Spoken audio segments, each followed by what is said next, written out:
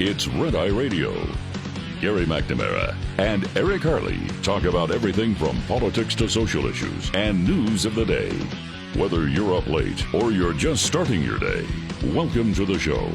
From the Uniden America Studios, this is Red Eye Radio.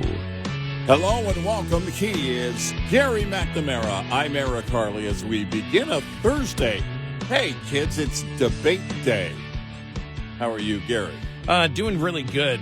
Just looking at the Supreme Court non-decision today on the censorship issue, the censorship by proxy. The government using the social, media to censor. Right. And I understand everybody was explaining the actual issue today. I know the issue. We all know the issue. Right. We all know the issue is the government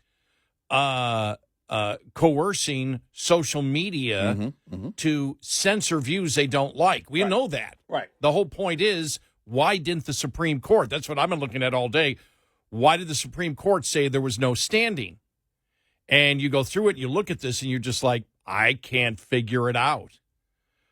If the states don't have standing, if individuals that have been censored or individuals that say, I did not get the full truth of what was going on at COVID because of it, if they're not damaged, I don't know who is. And if you go back and you look at other free speech cases, for example, it has met what the Supreme Court has ruled on, including the justices who said it didn't have standing, for example, Barrett, and they have said, yeah, it's okay, it has standing.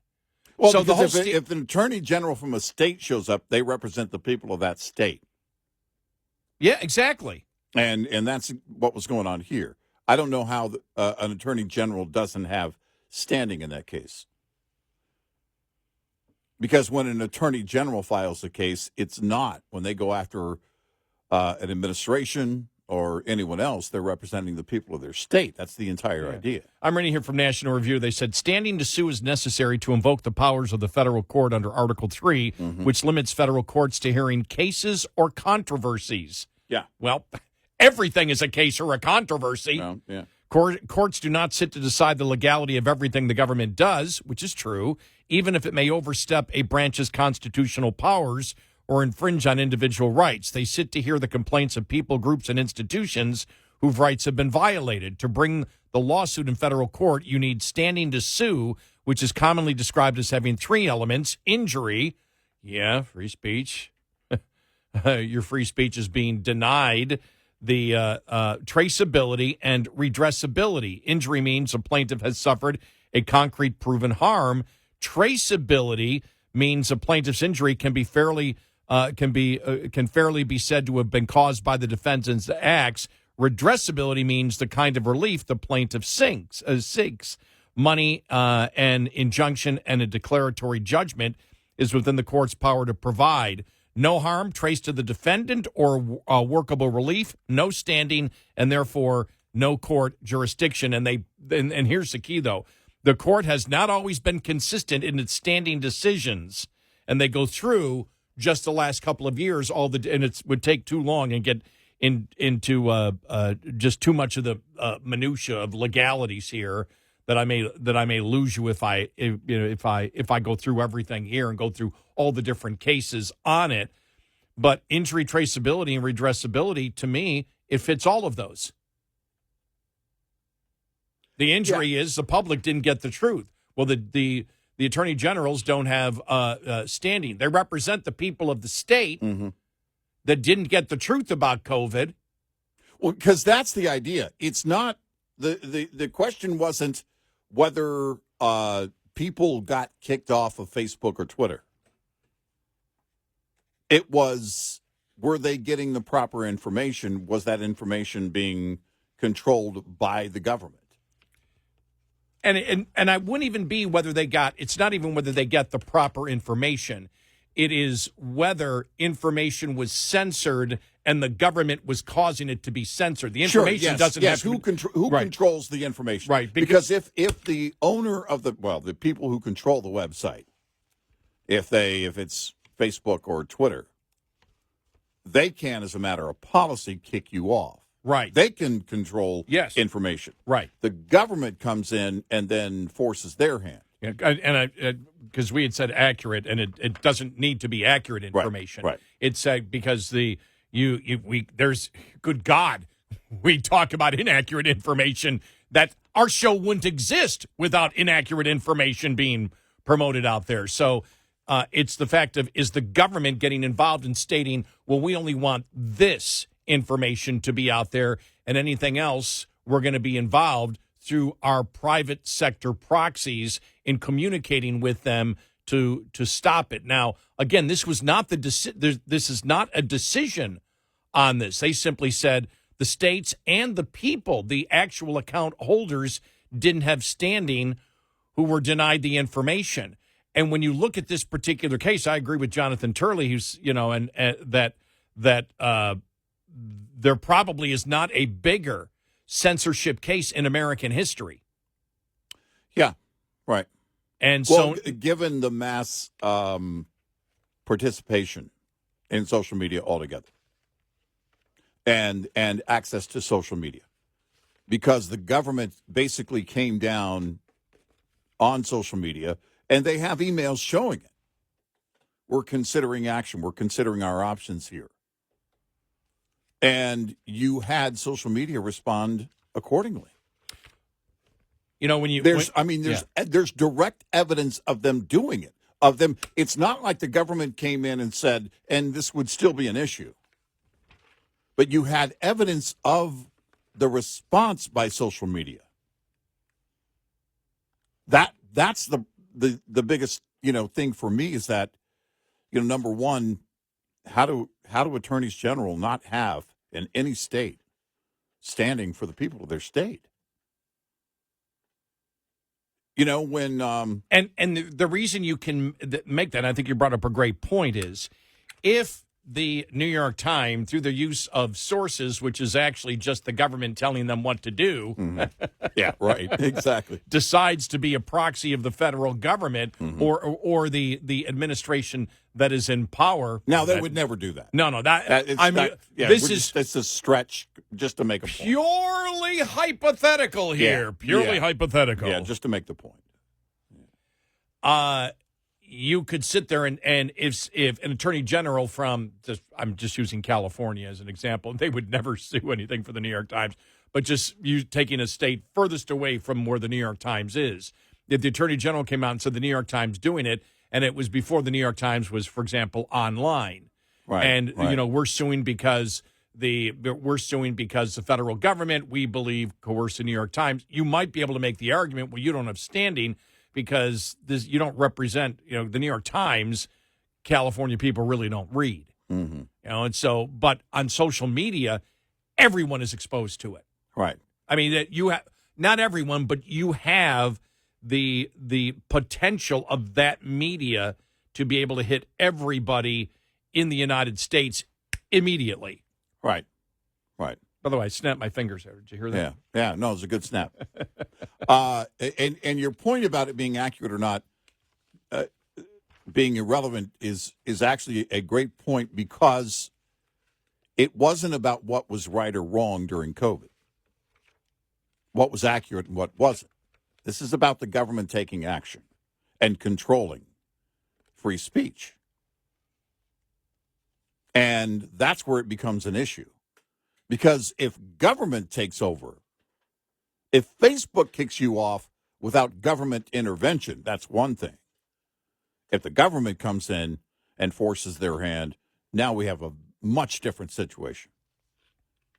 And I don't see how the decision came down the way it did.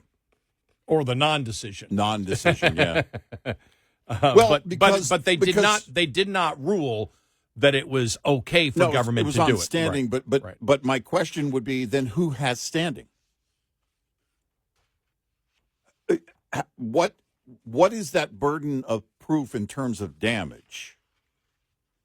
In the majority opinion that was written, okay, you weren't directly damaged. Well, then where's that? In this case, where is that? And I don't know.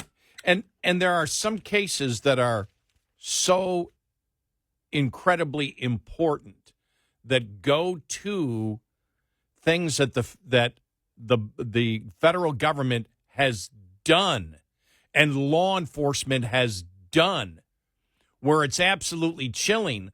Look, you had the Twitter files were all Democrats.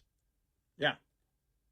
They were all Democrats who went, what in the hell? And you and I have always said this. We believe that the reason that they became so passionate on it is it scared the hell out of them when they saw just how the federal government came down on social media companies and said, here's what you're going to do. The communication back and forth between the FBI and how the FBI, with so many ex-agents working in social media. So they had that lines of communication coming down.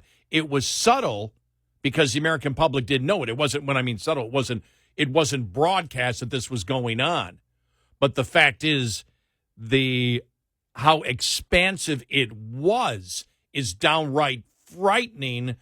How the federal government now and the Biden administration, I'm sure, is going, okay, we can continue this because the Supreme Court hasn't, even though it's not, they claim it's not happening to the extent it was, and it's probably not happening at X with Elon Musk. Right. Even though I did see another story where... And no government is controlling TikTok. Well, I mean, there's nothing we can do with the Chinese government. Yeah, I'm worried about the real communists here at home. The problem... The problem is again, I mean, my question would be, all right, then, because I don't know, maybe a legal expert could point me in the direction of who would have standing in this case if the attorneys general of any given state. Well, not just the attorney generals, but the people that filed that were, basically social media users. They all, if social media users and the attorney generals don't have standing, you combine them both together. Who does? Who can stop the federal? Yeah, exactly. Right, who can stop? And I know what they're saying. Well, Congress can do it, but you're not going to do it with. Well, the only reason is now Democrats have to worry that if Trump gets in power. Well, it's the first thing I thought of. This is it could, because the headlines in a win for the Biden administration. Well, technically, because that's the way that's the way it was filed. But actually, it's the win for any administration, including a Trump administration. And this was the liberal media headlines, and that means, well, until a decision is reached otherwise, then if they want to set up shop at Twitter or Truth Social.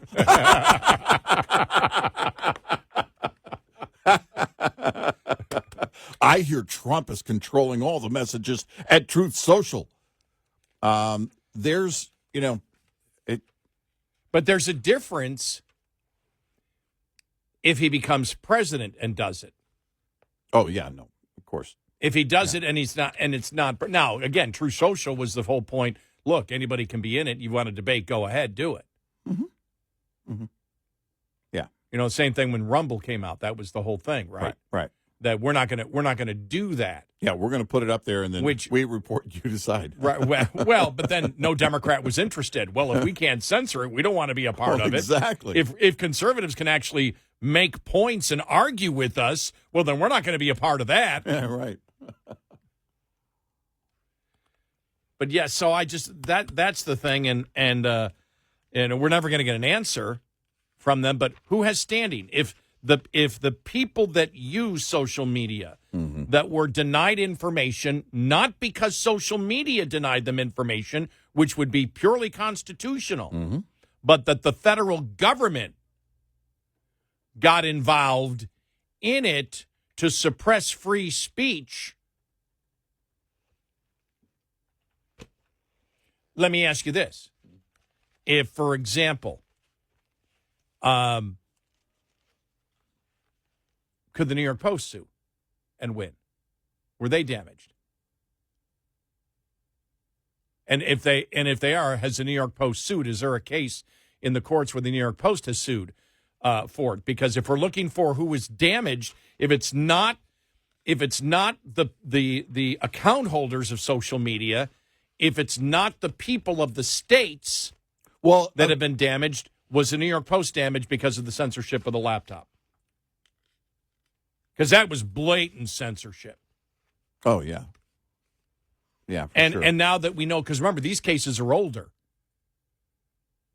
Yeah, And so everything that we know now, in fact, just the information, with the 51 intelligence agents, we know that Blinken communicated with them to do this. You have a direct tie on that whole thing. Yeah.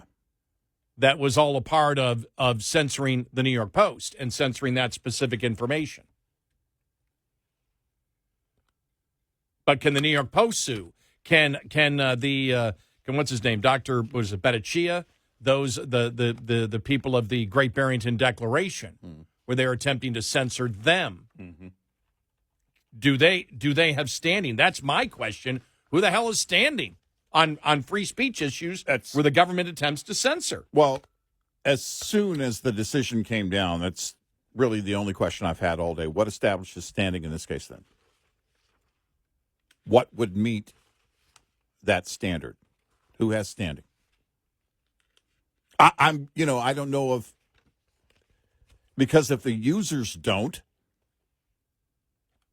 and I mean, do you have to go above and beyond to even prove damage? I don't, because it's really not, you don't even have to prove damage. The possibility, you have to show the possibility or likelihood of damage potentially. It doesn't have to be that you've already been damaged. But yet, I don't know who that would be, what party that would be in this case. Okay, another thought just popped into my head that we'll have next. Okay. 866-98-RED-I. This report is brought to you by Shell Rotella. With advanced synthetic technology, is designed to help keep your rig running with more mileage and less maintenance. Every driver knows the cost of replacing tires is a major expense. What if you could save on tire costs without sacrificing performance or safety? Consider retreads, a sustainable, cost-effective way to rack up your miles. Retreads have a reputation for causing that rubber debris or gators found on the sides of the highway. However, studies show that 68% of the tire debris collected on the highway comes from new tires, not retreads. The reality is that retreads will wear at the same rate as new tires if you don't properly maintain them. Retreads are still a major investment and require engaged maintenance practices. Lines open for your calls. 866-90-RED-I on Red Eye Radio.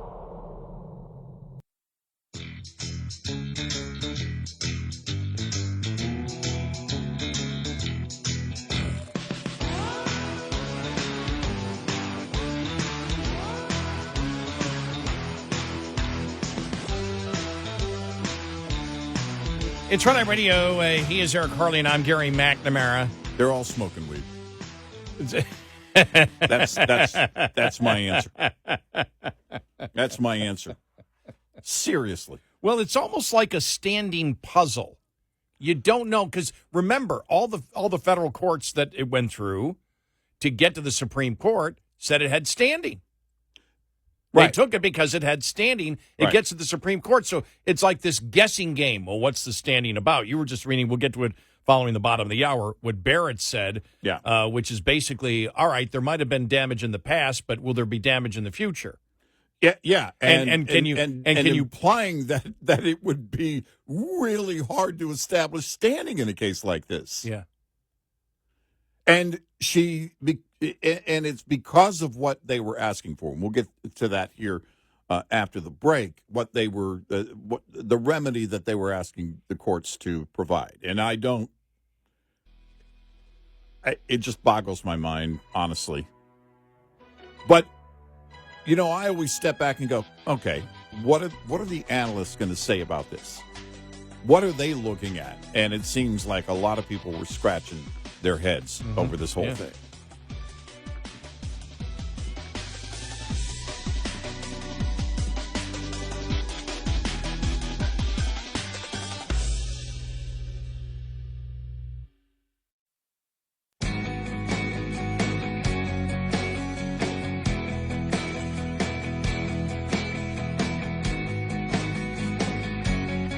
Get our Red Eye Radio app in your app store. Then listen at your convenience. Red iRadio. And he's Eric Harley, and I'm Gary McNamara. All right, we think we've got this figured out, okay? This case was brought by two sets of plaintiffs, social media users. By the way, I had read it before as social media users who couldn't get, information because of censoring. The actual case was social media users whose speech had been throttled in various ways. Yeah, there were actions taken against these individuals. These are individuals who actually had their accounts suspended or were censored, and states who argued that their citizens suffered both from being deplatformed and from losing the right to hear dissenting speech. I had mixed those two sentences up when I first read it. But the interesting thing is here, and you and I were just talking about this. Thank goodness you and I have been able to talk about this during the commercial breaks, because we think we have the insanity figured out, that what Justice Barrett is saying here, and you can read the exact quote that she had in there, but what she's saying is, if you can't prove who the individual in the government who coerced the social media, if you can't tie the link that government official, through the, by throttling or censoring, in general, social media, who then censors somebody at the request of what the government wants censored and not the target of a particular individual, then there's no standing. Well, yeah, and here it is. Do I have that right? Yeah, the breakdown, I think, from Amy Howe at SCOTUS blog is, she always does a good breakdown of this, of decisions that come down. And she writes in part, because the plaintiffs were seeking an order limiting future communications between government officials and social media platforms, Barrett explained, and this is the majority opinion, the plaintiffs' lawsuit could only go forward if they could show, quote, a substantial risk that in the near future, or at least one platform, a substantial risk that, in the near future, at least one platform will restrict the speech of at least one plaintiff in response to the actions of at least one government defendant. The plaintiff's main argument for standing, Barrett observed, is that the government officials were responsible for restrictions placed on them by social media platforms in the past, and that the platforms will continue under pressure from government officials to censor their speech. The Court of Appeals, Barrett noted, quote, approached standing at a high level of generality, end quote, in reaching the conclusion that the plaintiffs had established a sufficient link between officials' conduct and the plaintiffs' injuries. Well, what she's saying is, and that's why she writes, okay, it's in her opinion, that would be in a case like this, based on the remedy that they're asking for, it would be a tall order to establish standing. What she's saying is, let's say one of the users in this case is, I don't know their names. Let's say it's John Smith. Jake Sullivan calls Facebook and says, ban John Smith. You have to show proof that Jake Sullivan damaged you, John Smith. In my opinion, there's sufficient evidence that the government was in constant communication. They were very persistent on this, and they were ordering, basically, they were asking social media to respond by throttling down a number of accounts, but there are specific people here whose accounts were affected directly. And Barrett is trying to say, well, you've got to connect it back to at least one specific person in the government. I thought that already happened. The emails, you saw it. But she's saying, essentially, these individuals did not. I mean, one of the examples that was used was Tucker Carlson and things that he put up on on social media about the efficacy of the vaccines. And if she's saying, well, you have no proof because you're asking for us to limit their communications, the government's communications with social media, that's your remedy. But you don't have enough proof that someone in the government was directly responsible for social media throttling you or suspending your account. That's what she's saying. That you've got to establish that direct line to have standing. That's why she wrote the words, "It's a tall order." Well, then that screws anybody. The precedent, wouldn't that screw anybody in the future where a company has damaged an individual? That you would have to prove that there's one particular person who was targeting another particular person, because class action lawsuits happen all the time. Right, right. How doesn't that apply here? And I'm sure the legal answer I wouldn't understand. Or they'd use words I wouldn't understand in it, because it seems like you've covered it all. What you're saying is the citizens who were censored filed suit, then the attorney generals representing the people who were censored, and the general population who was denied information because the federal government illegally coerced social media to censor. Yeah. And by the way, it's clear in the Constitution. I mean, they didn't rule in the case, but it's clear that through precedent that they can't do what they did. We all know it's illegal what they did. It's unconstitutional what they did. The government cannot go to a private, entity and say, you've got to take this down, or coerce them to take it down. They can't have that type of communication with them. Right. We know that's not allowed. And here they're just saying, well, you've got to prove that there's an individual in the government that was targeting another individual, or will target that individual in the future. Well, you're not talking about what's going to happen in the future. You talk about the cases about the unconstitutional behavior that happened in the past, and you hope it doesn't happen in the future. To say that you've got to prove that it won't happen again and be specific as to the person who would censor you in the future, if I get this right, is insane. So Amy Howe writes here at SCOTUS blog, according to the Court of Appeals, in the opinion, this is from the opinion from Justice Barrett, she explained social media platforms deplatformed or downgraded the plaintiff's post to avoid retribution from the government if they refuse to comply with the government's wishes. But that is an overly broad assertion, Barrett countered, because even if government officials sometimes influenced content moderation decisions, the platforms moderated similar content long before any government defendants engaged in the challenged conduct. But that doesn't matter. They're allowed to do that individually as a private sector. What she's saying is you can't tie it directly to government actions. That the platforms made the decision on their own. There is not sufficient proof that the government was going to take action against the platforms if they didn't throttle.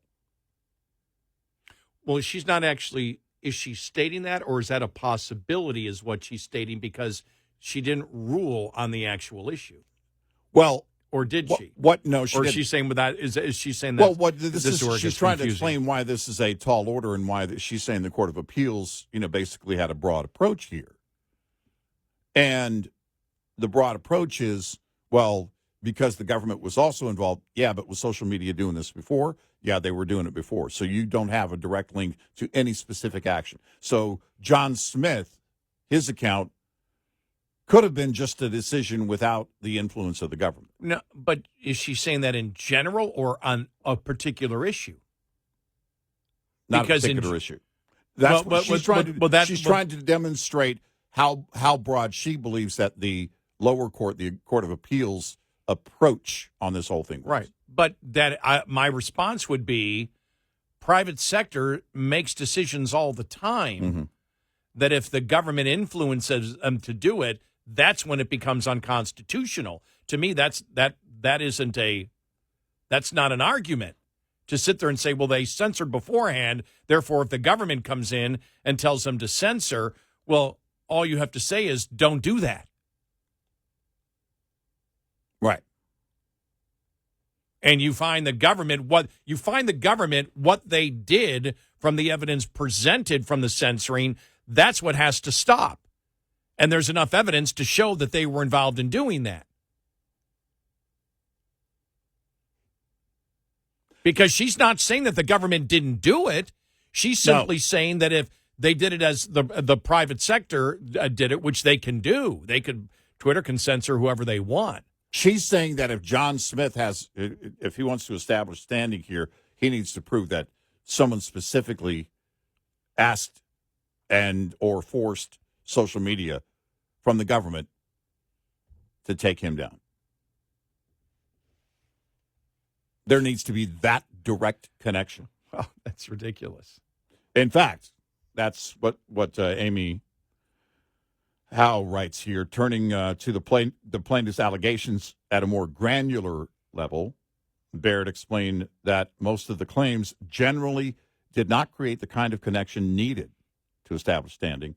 The strongest showing, she continued, came from Jill Hines, a healthcare activist who was co-director of a group that advocated against COVID-19 vaccine mandates and mask mandates. Although Facebook took various actions with regard to social media posts by Hines and her group, including restricting her account after she posted an article about increased rates of heart problems in teenagers who received the COVID-19 vaccine. Barrett acknowledged Facebook was targeting her pages before almost all of its communications with the White House and the CDC, which weakens the inference that her subsequent restrictions are likely traceable to government-coerced enforcement of Facebook policies. So it's, as I said, that Ms. Hines needs to show that somebody basically, I guess they would have to, mention her by name. National Review of Alito's dissent in Murphy versus Missouri focused attention on the vast and frankly damning factual record compiled in the case, in spite of the plaintiffs receiving only a fraction of the discovery that they had sought. This is one of the most important free speech cases to reach this court in years, but that also emphasized why even some of the conservative justices were uncomfortable with how much this case turned on the facts rather than the general principle of law, which was identical to the one vindicated in other cases. I'll leave that for another day. All the details of that campaign of pressure to censor, Alito called out the court for what its ruling permits. For months in 2021 and 2022, officials at the highest levels of the federal government continuously harried and implicitly threatened Facebook with potential crippling consequences if it did not comply with their wishes about the suppression of certain COVID-19 related speech. Not surprisingly, Facebook repeatedly yielded. The court permits the successful campaign of coercion in this case to stand as an attractive model for future officials who want to control what people say, hear, and think. This is regrettable. This is from Alito. What the officials did in this case was more subtle than the ham-handed censorship found to be unconstitutional in other cases, but it was no less coercive. And because of the perpetrators' high positions, it was even more dangerous. It was blatantly unconstitutional, and the country may come to regret the court's failure to say so. Officials who read today's decision, together with the Vollo decision, will get the message. If a coercive campaign is carried out with enough sophistication, it may get by. This is not a message this court should send. Yeah. Yeah, it's pretty scary. 866-98-RED-EYE. Get in touch with Red Eye Radio, toll free at 866-90-RED-EYE.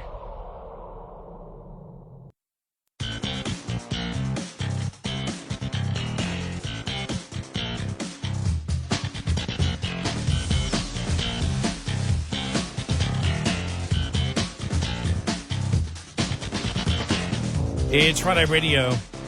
He is Eric Harley, and I'm Gary McNamara. Well, like I said, the only recourse now is for Congress to do something on it. But again, the Democrats, again, as we know, this is the liberal mindset out there to have the bureaucrats get as much control as possible without legislative or court approval. And now there's probably some celebration that we can continue this, or we can do it in the future. Yeah. Well, Now the problem is the court of public opinion, which may keep them from doing it. But the fact is, this is something. It is the greatest incident of government censorship in the history of the United States, and for the Supreme Court to just say, "Meh, nah, sorry, just try harder." Yep. Yeah.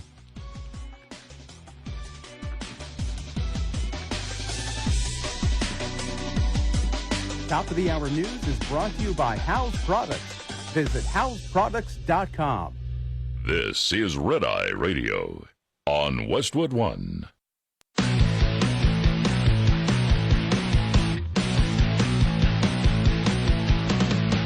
Now, it's Red Eye Radio. Gary McNamara and Eric Harley talk about everything from politics to social issues and news of the day. Whether you're up late or you're just starting your day, welcome to the show. From the Uniden America Studios, this is Red Eye Radio. All across America and around the world, we are Red Eye Radio. He is Eric Harley, and I'm Gary McNamara. Good morning. Welcome. Thank you for being here. We'll get to the debate stuff here in just a couple of seconds. Not sex, seconds. What? What? Just had to go to the Babylon Bee. Mm-hmm. Squad gives 21 fire alarm salute for their fallen comrade, Jamel Bowman. Republicans raise money to send AOC to dance for all Democratic candidates. Mm-hmm. Oh my, what the hell was that? It was just weird. Just bizarre. Well, did she think by jumping around on the stage, she was, because it's an all friendly audience. Yeah. By that time, do you need to do all of that to motivate the loyal audience? I don't know. Well, you definitely don't need to do that to attract the non-loyal audience. Yeah, that's, my question is, how does that work? How does that motivate people to change their mind and vote differently? I don't know. It's weird. Associated Press says illegal immigrant crime down to 0 since they stopped calling them illegal immigrants. Well, fair point. Oh my God. White House warns the public that any videos of Biden looking confused and senile during the debate will be deep fakes. Powerful Taylor Swift writes, F the patriarchy in sky with private jet. You saw her in concert, right, where she did that? Yeah. Hamas loses House seat to Democrats. Oh. Just going through some of the headlines. You don't even have to read the articles. The headlines themselves are so funny. Chicago White Sox signed Caitlin Clark in hopes of finally getting a few people to show up for their games. Meanwhile, in other sports news from the Babylon Bee, Canada officially loses recognized country status after failing to win the Stanley Cup again. Wow. Yeah, it just isn't right when you think about it. When I grew up and early in my life, I think that there was the original 6 teams, and it was really a northern sport. Florida winning the Stanley Cup. I talked about this the other night when you were gone. Yeah, Florida. Yeah, because I started with, congratulations to my friends in Florida on the Panthers win. Oh wait, let me start over and do this properly. To my friends in Florida, you have an NHL team, and apparently they're pretty good. But yeah, that was crazy. And I saw the players taking the Stanley Cup into the ocean. I know that on just seems on a beautiful sunny beach. Right. Yeah, it just seems odd, doesn't it? Yeah. I mean, I don't know where you find the ice this time of year. Forget about the NHL Maybe becoming northern Alberta. and we all sit there and go, it's not that hockey has now become an American sport. Uh-huh. It's become a Florida sport. Yeah, right. You go into Highlight or the hockey game? Right.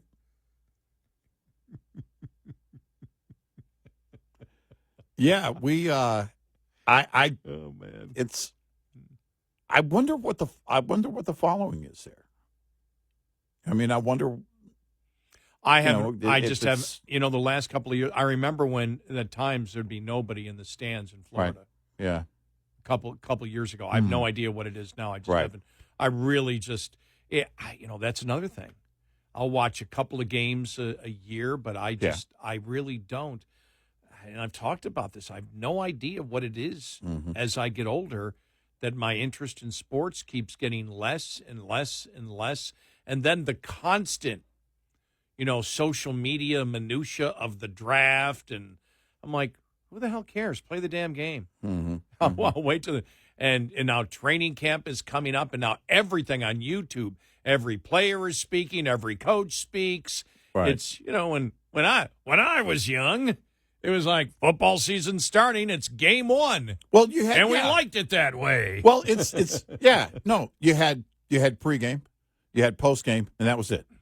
And pregame was like 15 minutes beforehand, right, and 15 minutes after. Yeah. I know in Buffalo, for example, they'll start the pregame on radio. Right. If it's a 1:00 game, Eastern, like it's 7 in the morning, and it'll end at 10 or 11 at night. Wow. Yeah. And I'm sure that happens in a lot of different, NFL cities. Sure. But that's the one thing that I know I can look at myself and analyze why I do things. And I understand that what happened with Black Lives Matter and the Colin Kaepernick and all that turned me off to a lot of sports. But it's more than that. I just don't have an interest in it, because even sports, I watch less golf. Me. Yeah. The only time I watch now is when Scotty Scheffler is near the lead. I was going to say it was close. I was close when someone is getting wrongly arrested.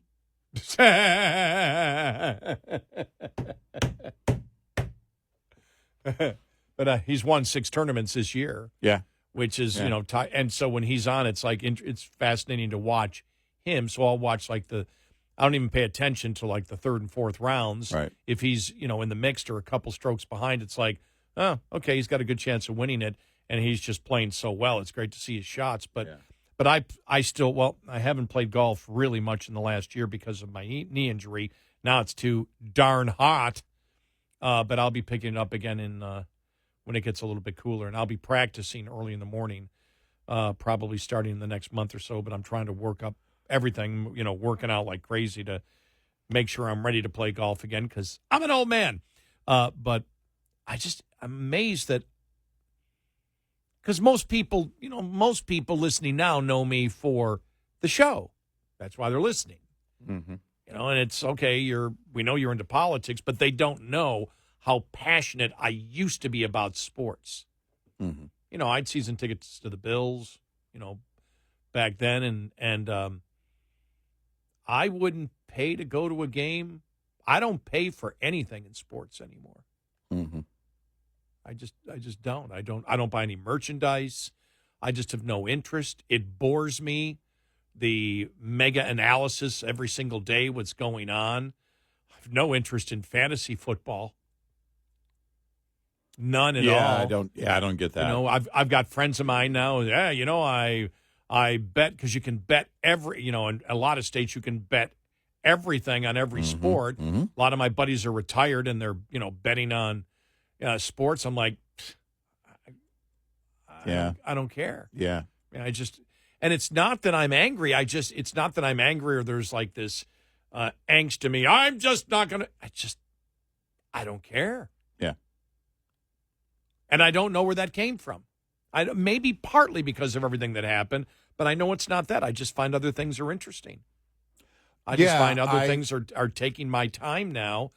And but I think that's happening with all forms of entertainment. I think that right now there is this shift where people, it is our minds are, I don't know, they're not being retrained, but our sensibilities are changing to the point that we're seeking out things on demand.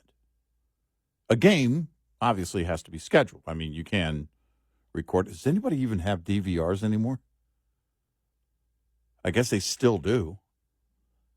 But the point is that you're going to watch a game live, most likely. And that appointment setting is not really in our whole playbook anymore. I think it's that way with movies and theaters. Yeah. Look, they're showing them every, whatever it is, 2.5 hours, but you have to go at that time. And it's like, yeah. And now I'll start the movie when I want, I'll pause the movie or whatever it is, or TV. Someone made the point the other day, in fact, in an article I was reading, that network broadcast TV is just becoming, the idea of it, antiquated. And many of the shows end up on streaming. All the movies end up on streaming. In fact, I think eventually all the TV shows do. You just have to look for them where they're going to end. But it's on demand. It's on our own time. We choose when we're going to watch. And with sports, well, those games, have to be broadcast live. And that means appointment setting. That means you got to go back to game starts at 7. I got to be ready for the game. Diehard sports fans are going to be there. And I think with NFL, definitely there's, still a very strong base for that. But I do believe our sensibilities are changing. And I think even professional sports recognizes that too, because look at how many different games throughout the week that you have and all the different platforms now that the games are on. I still, when I find out my home team loses, Mm-hmm. and growing up in Buffalo is just the way it is because it's a religion that never leaves you. I still get ticked off, Mm-hmm. and I always said one of the things that never made sense to me is when the home team loses, and sports has got no really impact on my life. Why do I care? Mm-hmm. Why does it go to my soul? But even though I get ticked off, and if they win, I'm like, oh, good, they win. That's wonderful. I just don't watch.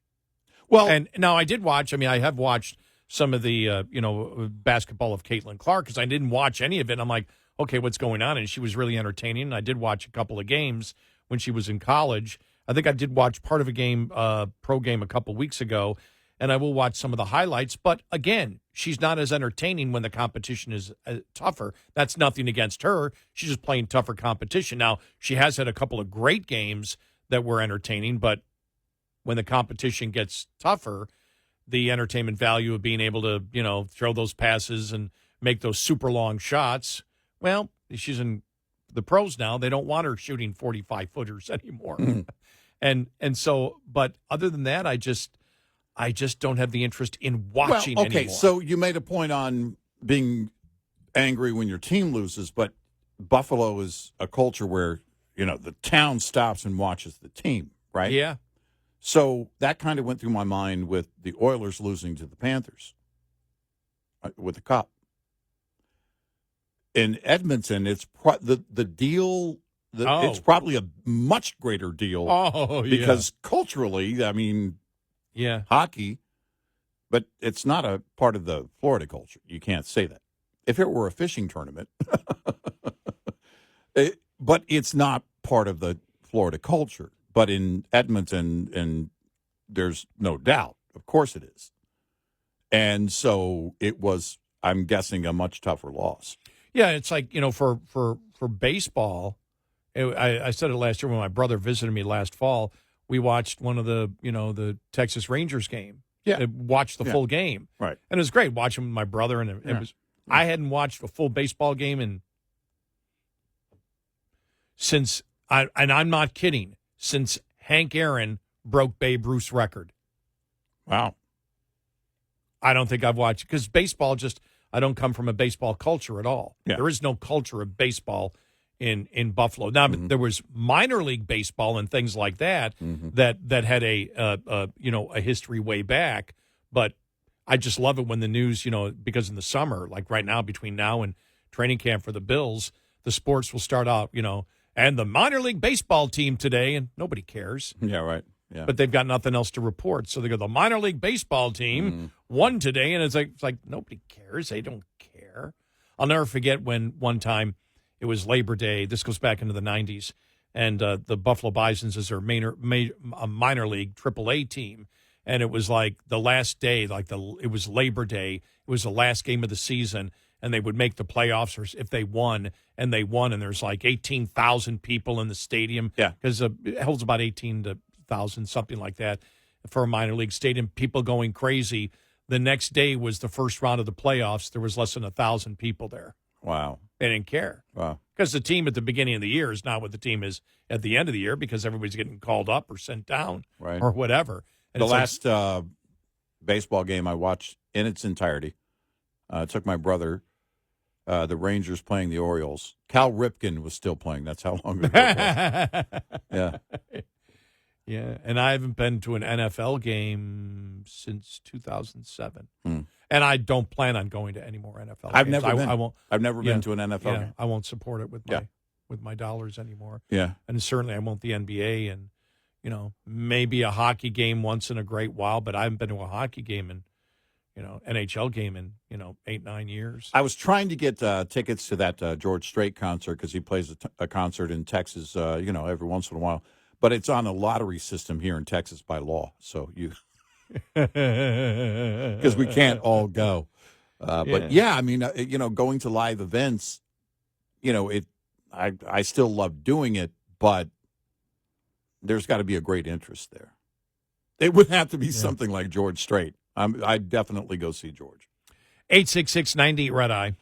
Brought to you by FPPF, Fuel Power Max. Owner-operators with authority generally have two options when it comes to sourcing freight. Brokers on the spot market or directly from the source, the shipper. As any trucker with relatively recent experience with spot freight knows, the highs of working the load boards can be really high.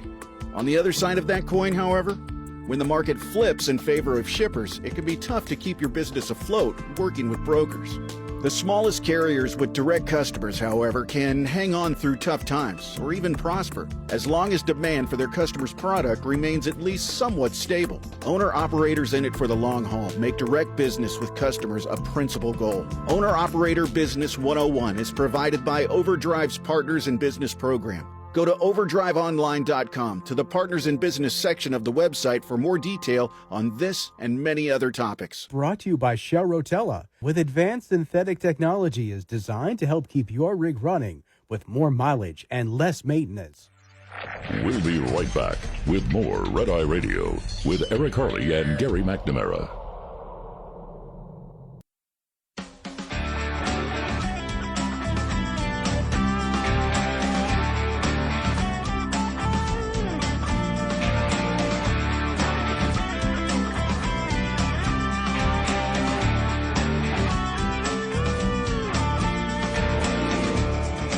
It's Red Eye Radio. He's Eric Harley, and I'm Gary McNamara. Did you notice yesterday there were a number? I think Nadler also was hit yesterday. I know there was a viral video going around on the different murders happening. Have been committed allegedly by illegal immigrants, and they're back to using the thing now. Well, there's only very few that do that. And, there's less of a percentage of illegal immigrants that commit murder than American citizens.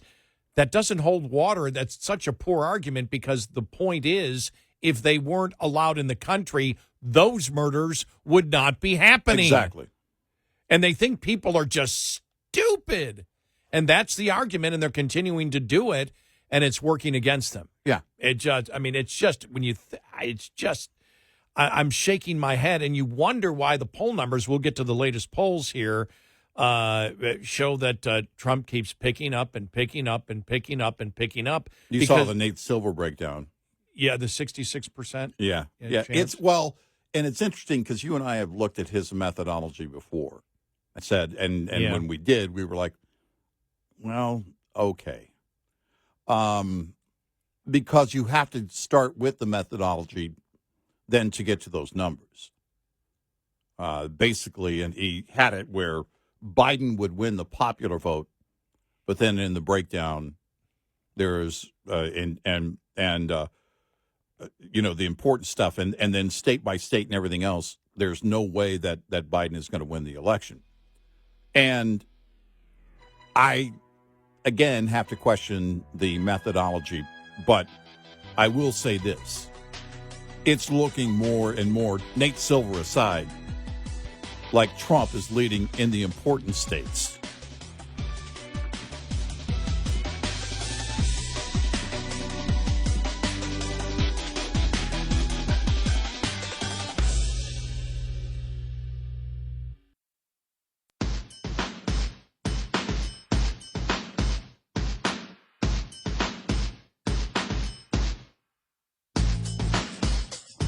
You're listening to Red Eye Radio from the Uniden America Studios. It's Red Eye Radio. He's Eric Carly, and I'm Gary McNamara. Welcome and good morning.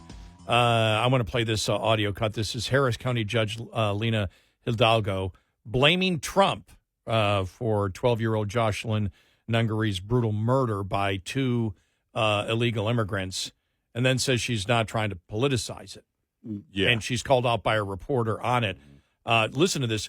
Seriously, she barely won back in 2022, the election for Harris County Judge. She does sound like a child. She does. And you see her reaction. It's like she's completely unprepared for any questions. She's very, we've talked about Democrats and liberals that are very much childlike. Here's this. It hurts even more that they're being used as pawns in this fight over immigration that doesn't even exist because Biden and McConnell agree. It's just that Trump won't let him move it forward. All due respect, Judge, you said this issue shouldn't be politicized, but by pointing the finger at former President Trump and Republicans in Congress, aren't you politicizing it? I think I answered the question. So, yeah, I mean, this is about Jocelyn. This is about her family, and if we want to, Judge, as I said, talk about immigration. You didn't answer the question. Are you politicizing this by pointing the finger at Republicans and saying it's their fault, not the fault of the Biden administration that lifted the Remain in Mexico policies? Again, the Biden administration reached an agreement with Leader McConnell to address this, but this is not about immigration. I'm not going to. It's about illegal immigration, you idiot. Yeah. We're not going to politicize it. You just did. Yeah, we are. Because it's I'm going to politicize it, and you're not going to ask me any questions about what I just said. Yeah, but I will politicize it because it is about politics. It is about what the president is doing. It's about the fact that if we had a closed border, many of these murders would not have happened. End of story. Where am I morally wrong? I'm not morally wrong. Anybody who brings it up is not morally wrong. It's a totally legitimate question. You should see her, though, Eric. If Biden looks like she did when he's asking the reporter's asking the question, she closes her eyes and then she opens it and she lifts her head and she's like staring out into space like she's completely lost. Yeah. You mean clueless? Clueless, yes. She is. Yeah, completely clueless. Yeah. But I'll politicize it. Why? There's nothing wrong with politicizing something when politicians, which is a reason you politicize it because they're politicians, do idiotic things and do things that are illegal, that get somebody killed. Well, tell me where I'm wrong. Any Democrat defend and that judge. The leader of her party opened the border. Yeah. We all know it. He did America knows it. He did it alone. Forget about agreement with McConnell. Biden started this. And now you're saying, well, because the Republicans won't fix what Biden did. Yeah. Wow. How do they sleep at night? I don't know. They have no conscience at all, do they? None. No. Zero. And then they pretend that they're distraught by it. The story surrounding Jocelyn's murder is just, it's horrific.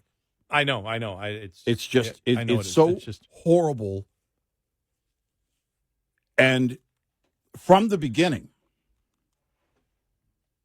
it's why. It's the entire reason. When Trump said back in 2016, the worst of the worst are also coming across. Criminals are coming across. And you hear about the evil things in this case.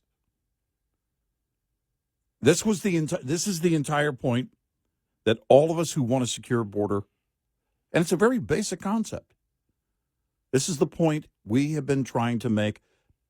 Situations we've been trying to prevent from the beginning, and it's long before Trump. For the longest time. And nope, not only are we not going to build a wall, Biden comes in, we're going to open the border. And he promised he was going to do that when he was running in 2020. And he did it.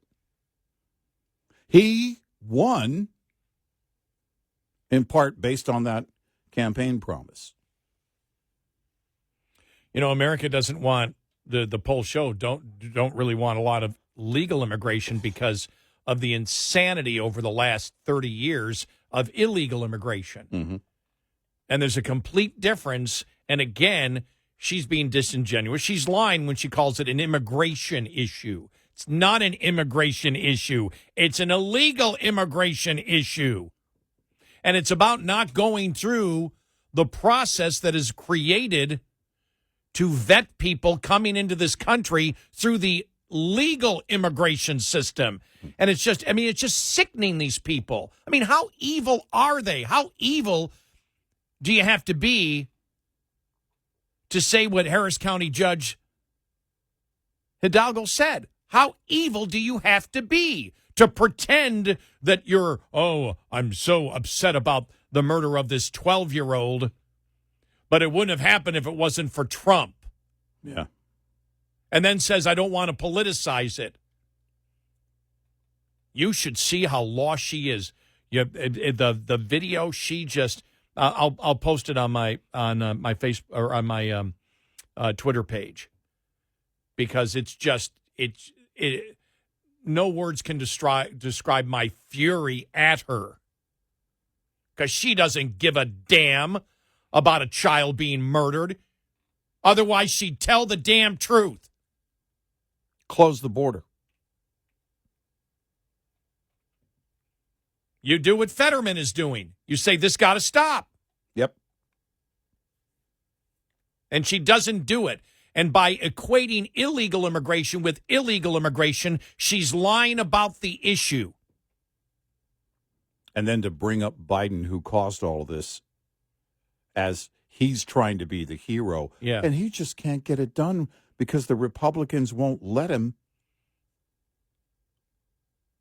This is insult upon not injury, but brutal murder. Yeah.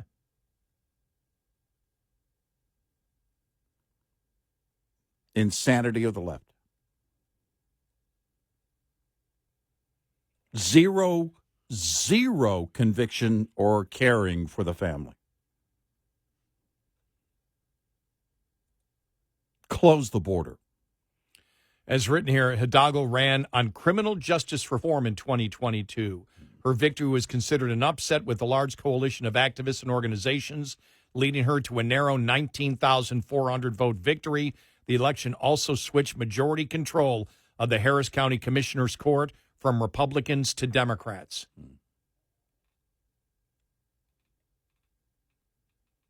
Wow. Just amazing. Yeah, how's that reform going? Yeah. Well, it's not. Nope. If you're going to lie about and try to equate that illegal immigration is somehow just immigration, right, which You're trying to deflect from the illegal activities that the Biden administration has approved of by opening a border and not abiding by U.S. law. And then this murder happens, and you state, it's Trump's fault. Yeah. But I don't want to play politics with this. It's Trump's fault. I don't want to play politics with this. It's Trump's fault. I don't want to play politics with it. Biden's trying to be the hero. Yeah. And the Republicans just won't let him. You mean the guy that actually opened the border?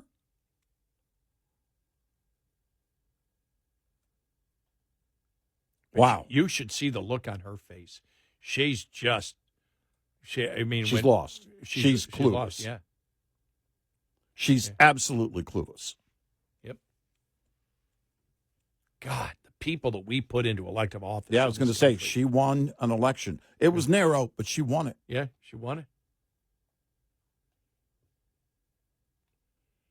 It's insane. And I guess she's in office till 2026. Beginning of 2026. Awesome. Good job, Harris County. Way to Good go. job. Good job. You did it. Yep. You did it. You got everything you asked for. And then yesterday it was all over the place. Well, these migrants commit fewer murders, per capita than American citizens. Mm-hmm. I don't even know whether that's true. I haven't seen the statistics, but it doesn't matter whether it's true. No. Those murders wouldn't happen if Biden hadn't opened the border. They would not have happened if we didn't, if the Democrats didn't allow people into this country that are not properly vetted, that don't go through the legal immigration process that already exists. It goes back to the bowl of candy thing. Well, only one piece of candy in that bowl of candy is poisonous. Don't throw out the whole bowl. You don't know which piece it is. Right. They issued a recall on something that is deadly, but it's probably only one or two packages. So maybe we don't do the recall. It's a very low number. I'm sure it'll be fine. And they're not winning the argument with the American public. They haven't since the beginning when Biden opened the border. Well, no, and you see how clueless she is here. Yeah, completely. And there's nowhere to go on it, especially in the wake of such a brutal murder. I mean, it will just bring tears to your eyes out of both sadness and anger. Oh, yeah. Yeah, it's and so you got to respond somehow, but it's completely clueless. When you see how lost she is, when her eyes just will go up in the air and almost like, I don't know what's going on. Right. Yeah. No, she sounds clueless. She sounds like a child. Yep. And again, she won. Yeah. These are the people you're putting into office if you voted for people like her. And they don't have anywhere to go in their argument. There's zero room for her. And yet, she's going to politicize it. Don't you dare challenge her on her comment. 866-90 Red Eye. Coming up, more with Gary McNamara and Eric Harley. It's Red Eye Radio.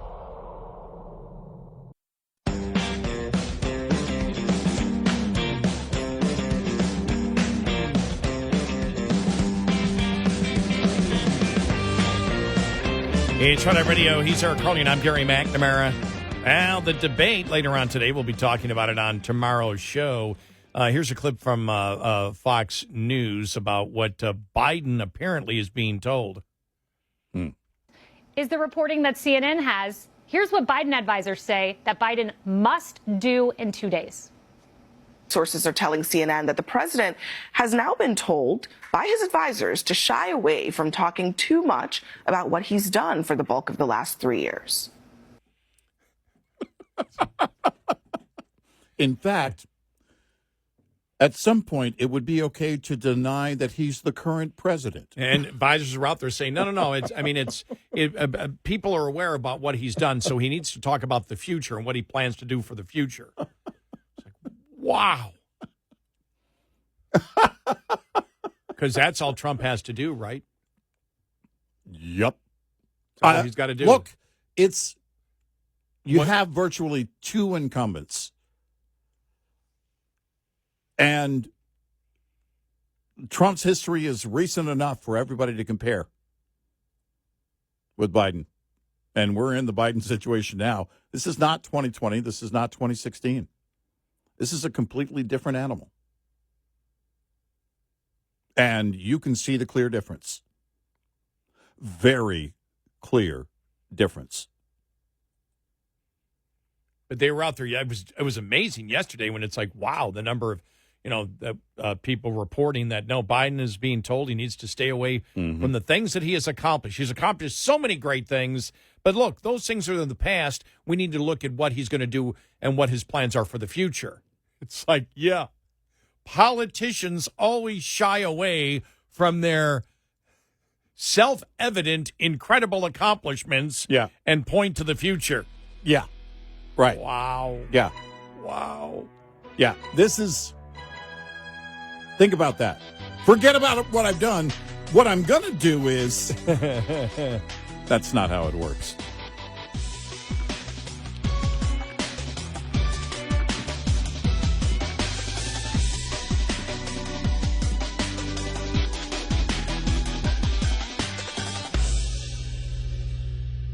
This is Red Eye Radio on Westwood One.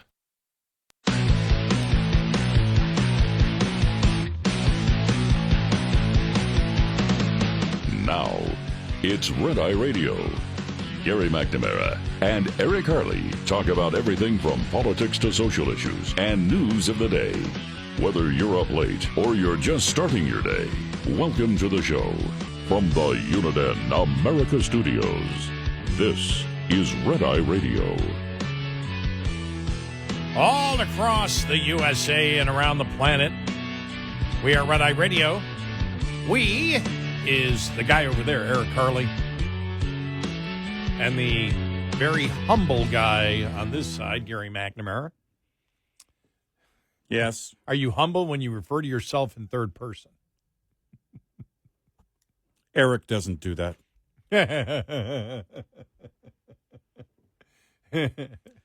Eric never refers to Eric in third person because it sounds stupid. Now you've got me thinking about the Jimmy episode of Seinfeld.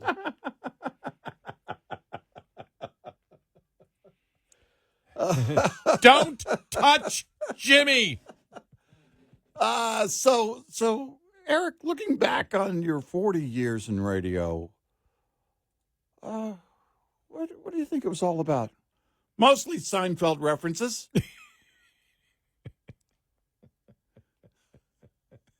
Did you hear Seinfeld in Australia go after? This is the second time. Oh yeah, the hecklers. Yeah, wow. Yeah. And by the way, you might want to rethink your plan. I'm paraphrasing here. You might want to rethink your plan. You're giving money to a Jew, right? Oh my God! And the one guy, as they're taking him out, is like, oh yeah, well, you've convinced everybody here that you're right. Oh man, he does not. I don't know how he's handled hecklers in the past, but this is a completely different thing. And, of course, he's doing large venues. Mm-hmm. He's going to be here in our area. When is that? A couple of weeks. And so these are big rooms. It's not a club. And by the way, I didn't mean that to come out.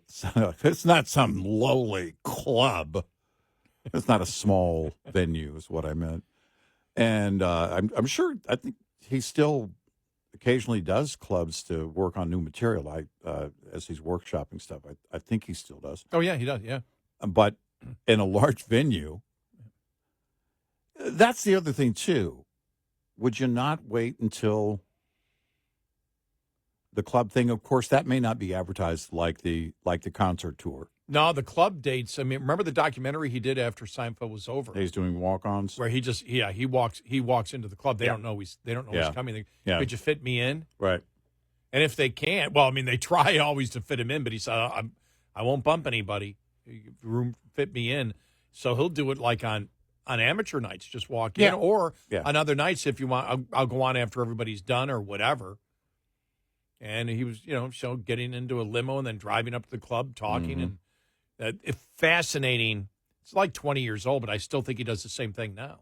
Yeah. Well, it's interesting because the venue is going to play near here. I saw an advertisement that Motley Crue is going to play the following month. Protesters will show up for that for a different reason. I didn't even know what that means. It is. But just going the other day, I forgot what I was listening to, and Bowling for Soup 1985 came up.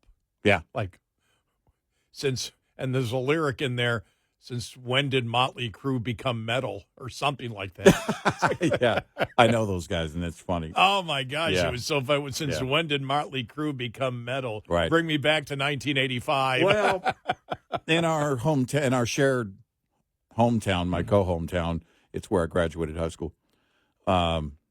There's rumors as to who that is about.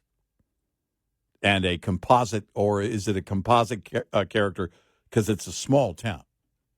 They're from Wichita Falls, Texas. It says on their Wikipedia. What's a composite character? I'm sorry. There is a character that's focused in the song 1985. This person that is, and if you see the video, it focuses on this person that's kind of stuck in 1985. And so there's a rumor around town about who it's about, or is it a composite character? And it's not about me. I know that. But, yeah, they actually have a very good sense of humor. The band does. So looking at the debate, as we go into the debate, just all the different polling out there yesterday, and not looking good for Biden at all. Quinnipiac came out, and I'm not even going to pay attention to the head-to-head because the head-to-head's sort of meaningless, isn't it? Well, you have to include the entire field. How do you not? Right. Because that will have a bearing on the numbers. I mean, it's the whole. If you're polling, it's what it reminds me of? The George Carlin joke. We have a partial score. You can finish the line. Got a partial score here. Philadelphia 6. It's a partial poll. Yeah. Is it not? Yeah. Well, it's not even a partial poll because it's inaccurate. A partial poll would include, you would have the numbers based on the respondents with everyone in the field included, but just not show where the others are standing. In this case, it's not even a actual poll, in my opinion. Head to head, well, then you're talking basically that's a popularity contest because it means nothing when it comes to elections if you don't include the entire field. And you especially have to do that now because it's not just one third-party candidate.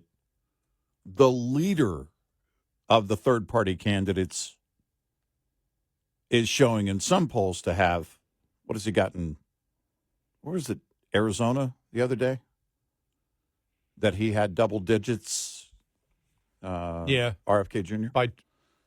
Was it 13? Oh, let me see. RFK. Look at the latest one there from. Jesus, there's so many of them. Okay, I don't have it here. Yeah. It was let me see, Arizona. Was that the Hill? I forgot which one it was. Yeah, it was it was the most recent poll. Yeah. That also shows Kerry Lake doing much better. Well, I just have the feeling if look, you have completely the opposite of 2020 here, where you had senators outperforming the president, even in the polls before that actually happened. I mean President Trump. You've got now Trump outperforming the senators. I believe if Trump wins, that he helps those Senate seats without question. I don't know how there's not a down ballot effect,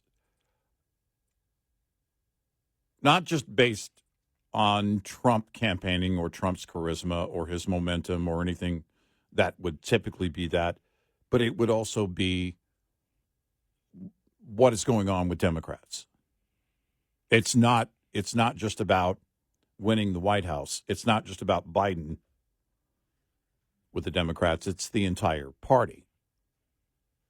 And so I don't know if it's going to be every case. I don't know to what extent.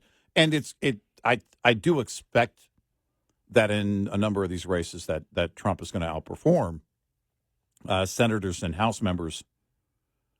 But I still believe, I'm with you, I think there's going to be a greater effect on the down ballot. You have the New York Times Siena poll, which is a likely voter poll. And you include everybody, Trump plus 3. Yeah. And that's the first time that has happened, I believe, in the New York Times. That has shown let me just see if they have I'm trying to find the history of that poll. I don't have a history of it, but I was reading the history that Trump, I believe it was the New York Times Siena poll where Trump was behind. Let me just check this out here and see if I can get, if this goes back any length of time. Yeah, they don't let you go back.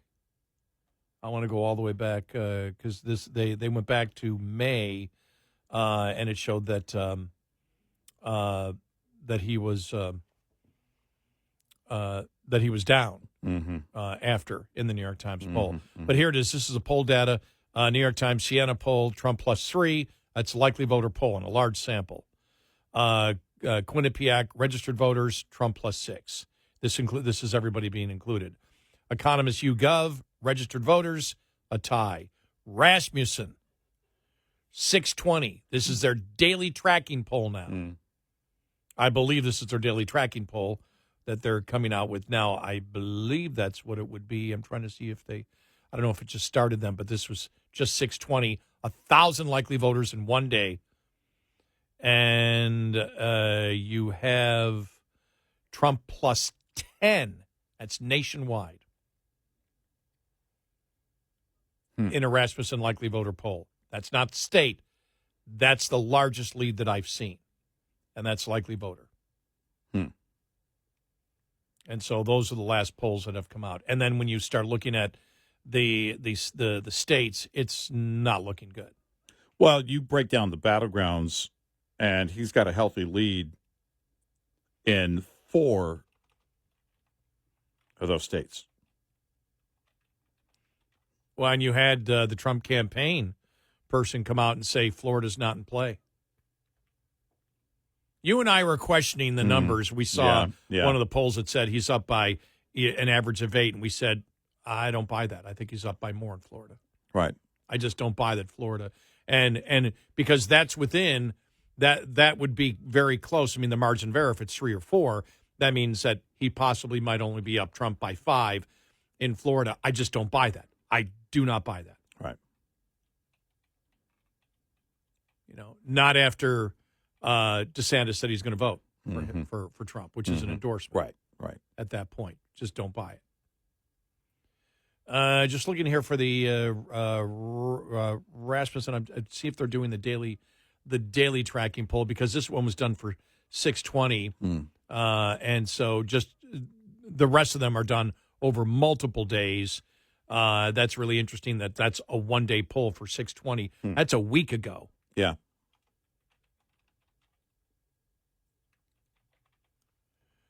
Just see if they have it's just the approval rating that all they have for is minus let me see 44% of likely voters approve of President Biden's performance, 56% disapprove.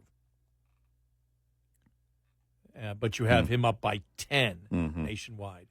The other thing that's interesting, some of the other polls we'll get to here coming up next, but the pre-debate drug test.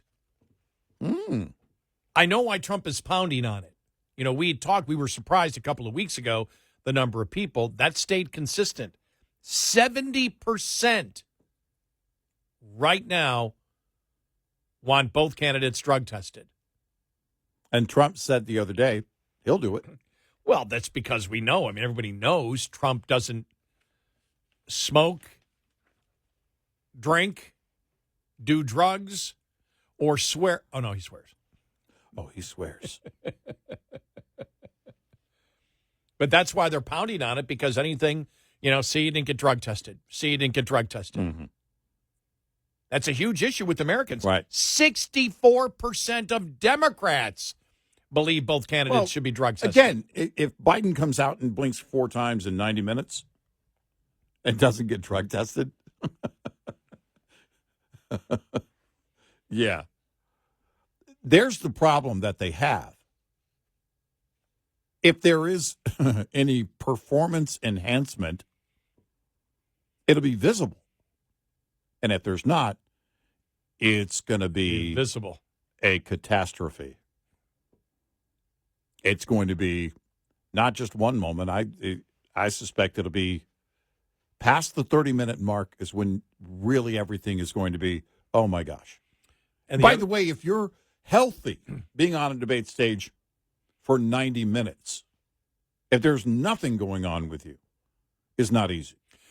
I did see that there are reports out there that 16 advisors are advising him of what to do with the debate. And so someone said it should be like maybe 1 or 2. You got too many cooks in that kitchen. You've got too many cooks. And I'm thinking about how are they training him? Anybody remember the Married with Children, where Al went to a sports trivia show, and he got every answer right, but they told him, no, we're not going to accept you because you're not what we want. Well, what do you want? Basically, a hot woman. And, we don't want somebody like you. You have no interest. So he gets his daughter, Kelly. They school her, for sports trivia. Yeah. And they said, well, just remember, every bit of information you give her, she loses something out of her brain because her brain is limited. It displaces something else. And when I thought about that, I went, oh, okay, they're attempting to coach Kelly. Yeah, right. Kelly Bundy here. Yeah, right. But do you throw in all this information at him and then you throw him on alone? I don't know. I really think that probably it should be more, where they're trying to get him in the sleep pattern. That's why they need a week where he does nothing, because they're trying to get him to sleep until 5 or 6 o'clock in the afternoon to be ready to do a debate. I really believe that's what it. Yeah, I'm not saying that they wouldn't use, because I think he's been on. When you see him normally, and you saw him at the State of the Union, it's a different guy. Yeah. Why is that? Right. And why is that? That may work with a podium and a teleprompter and a couple of teleprompters. Will that work on a debate stage? 866-90 Red Eye. Lines open for your calls. 866-90 Red Eye on Red Eye Radio.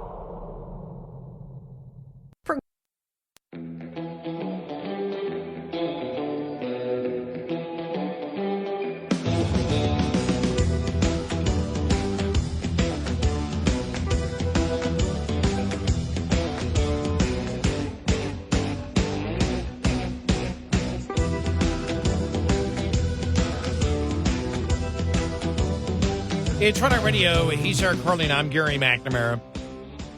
As we enter the first debate today, we're looking at some of the polling numbers.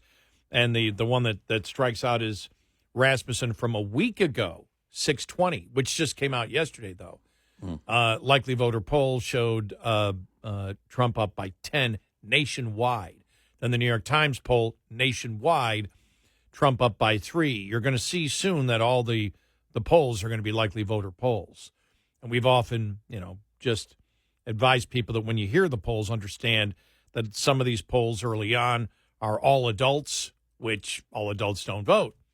And then registered voters, and all registered voters, don't vote. When it's likely voters, they have to go through more of a ringer to find out if they have voted before.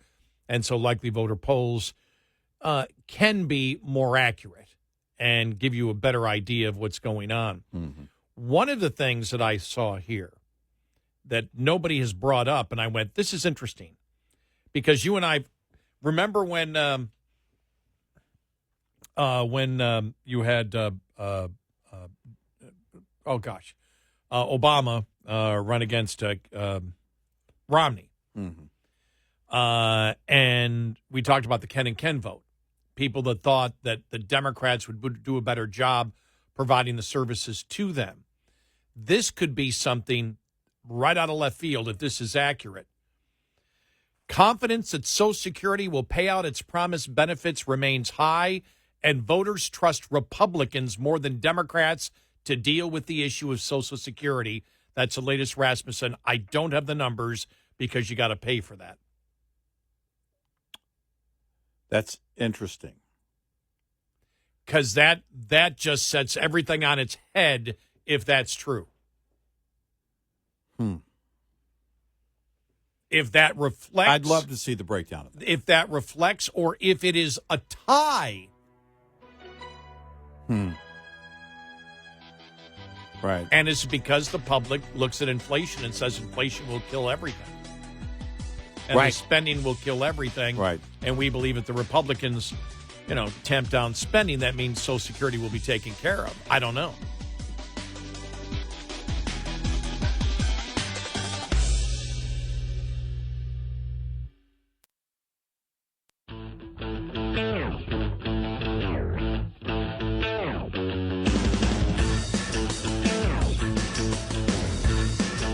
Call and join the conversation.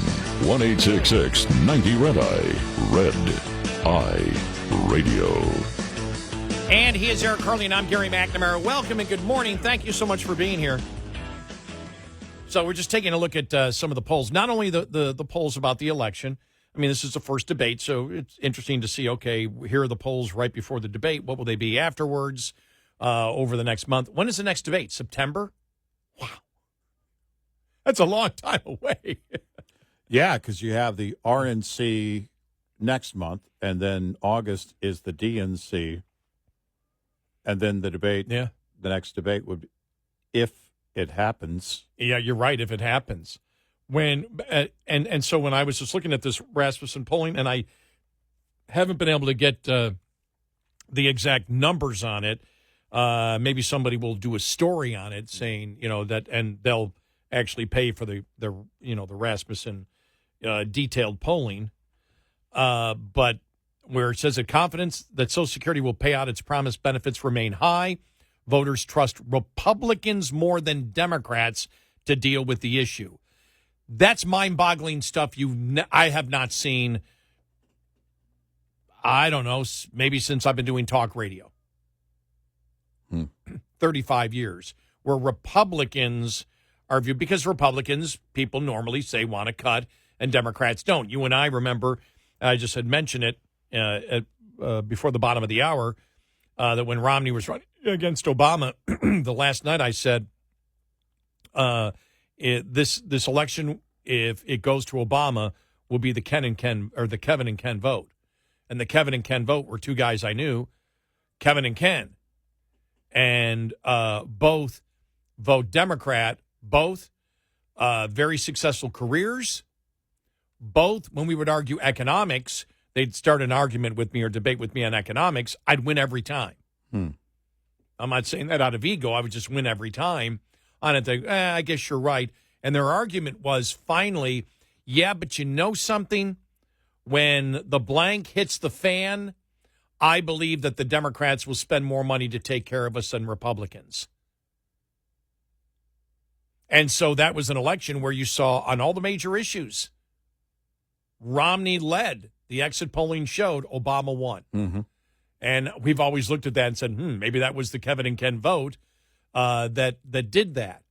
If you have the public more confident that the Republicans will save Social Security, that actually the Republicans will ensure that their pseudo-guaranteed entitlement will be there. And by the way, Social Security is an entitlement because you pay into it. Therefore, you're entitled to get it. There's a difference between an entitlement and an entitlement mentality. Because I'm sure I'm going to see that again here on social media soon. It's stop calling Social Security an entitlement. It's not an entitlement because you're entitled to get it because you pay to get into it. Maybe I didn't think this out clearly. But 59% of likely U.S. voters are confident that Social Security will pay them all the promised benefits during their lifetime, including 24% who are very confident, 37% lack that confidence, and 16% who are not confident at all that they'll receive their full payout. Confidence in Social Security has nearly been unchanged since last November, when 60% were confident in the system, which was the highest since the Rasmussen reports began asking that question in 2011. And now they don't give the numbers here, but they say voters vote Republicans slightly more than Democrats to deal with the issue of saving Social Security. That's got to be, Democrats have to look at that and go, we're screwed. Yeah.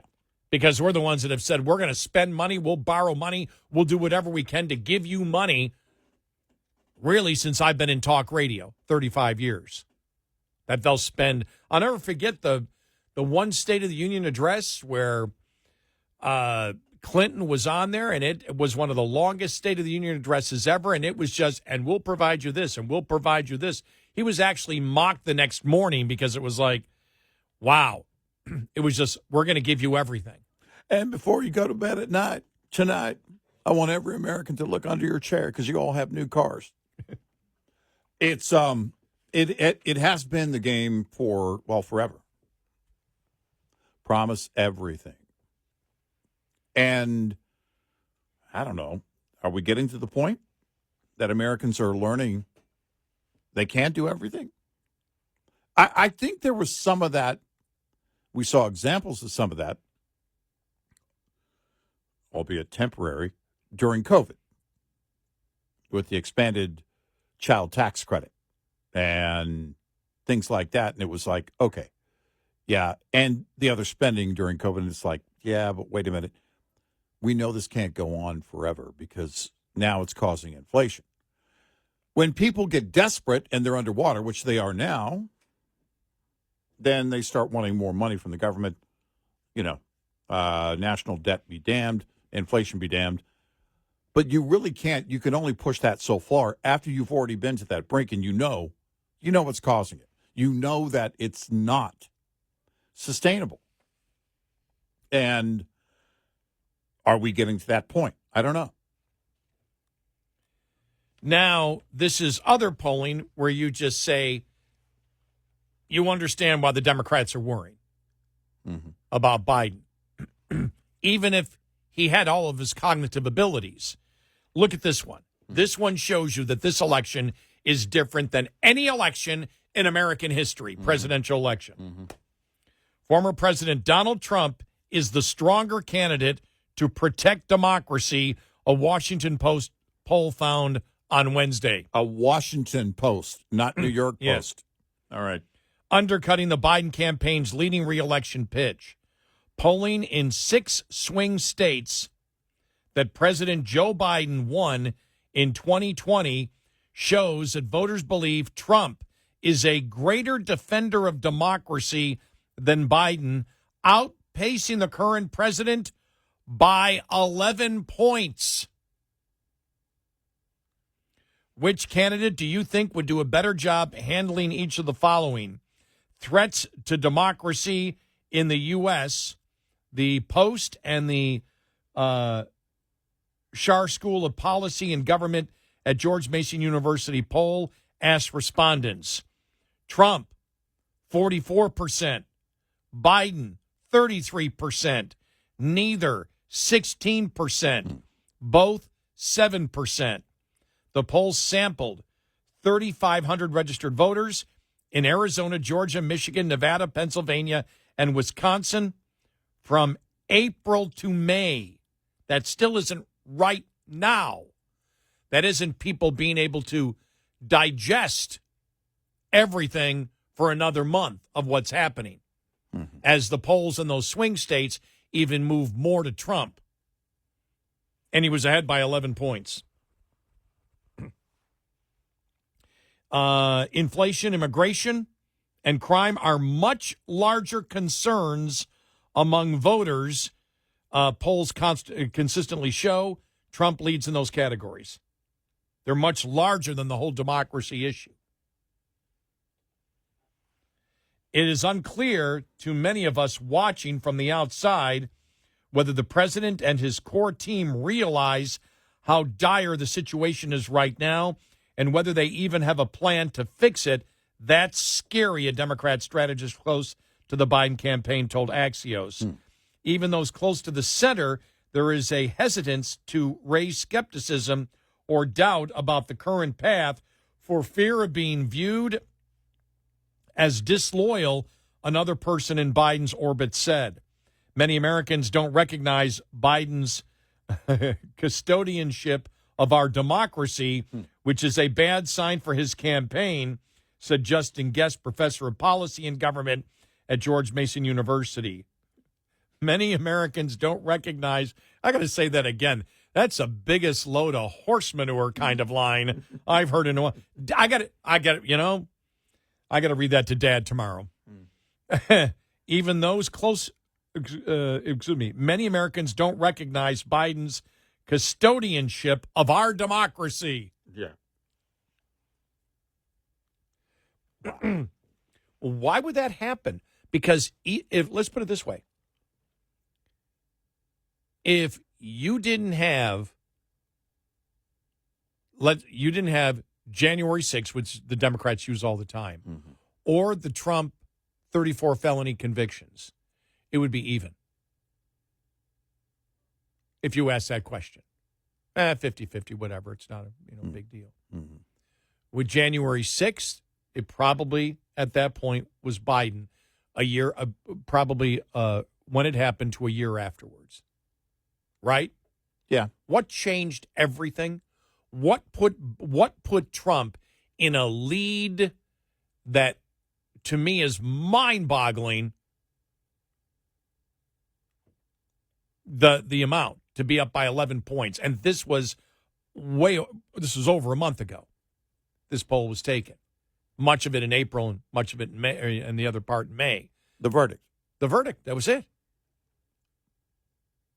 And so if you take those April votes out of there, well, the only thing is when the trial was going on at that time and people were paying attention going, my God. And we said, Democrats continue to say the justice system matters and the justice system made a decision. And the public is saying, a significant portion of the public is saying, no, the justice system failed us here.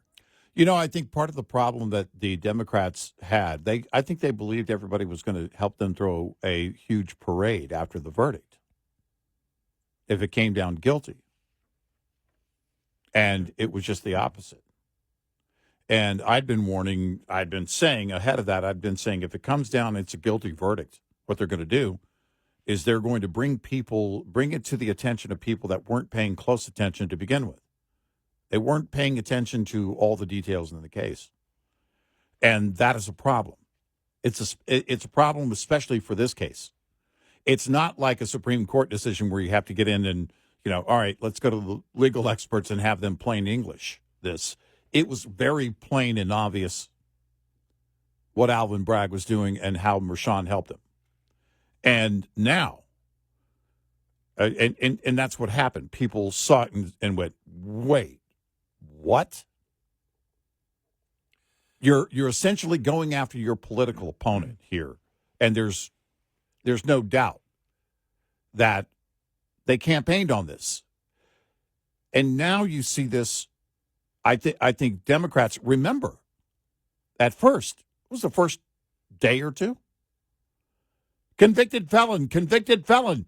Within days of that, well, we don't know if we can use that whole convicted felon thing. Yeah. And why is that? And I've stated this before, and this may be too simplistic, but I've said in our culture over the last 50 years, some of the most popular TV shows have all been about court cases. Mm-hmm. You look back to Perry Mason. You look back to Matlock. Mm-hmm. You go to all the Law and Orders over the last 30 years in this country. Mm-hmm. Yeah. And the court cases, people are very familiar about the judicial system and court cases in this country.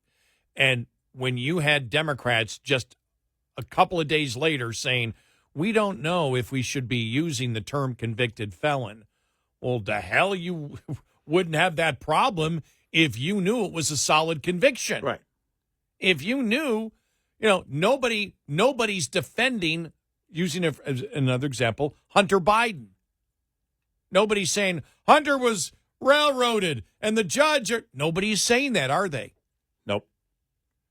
Because the evidence was so crystal clear to the American public. It was out there. When you've got people like Jonathan Turley, when you have, and I don't know, maybe younger people don't understand, I grew up talking about Dershowitz, in talk radio years ago. Dershowitz is as liberal as you can get. When Dershowitz comes out and says, this is a travesty of justice, mm-hmm. There's a problem. Yep. 866-98 Red Eye. Get in touch with Red Eye Radio, toll free at 866-90 Red Eye.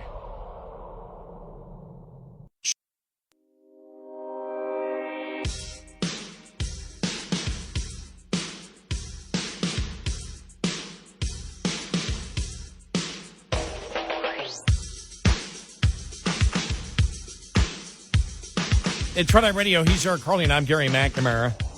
Further in the polls, 70% want Biden and Trump to take a drug test. That's would almost be half. 77% of Republicans, 64% of Democrats, and 70% of independents. All right. So the candidates should undergo drug testing. All right. All the while, the White House has refused to confirm or deny if Biden will take PEDs before the debate.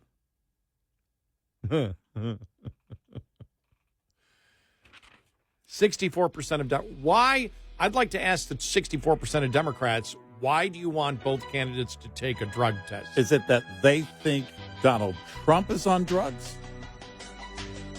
Or do they think Biden is on drugs? The Democrats. Yeah. Independents, I probably would think would be Biden. I would think. Yeah.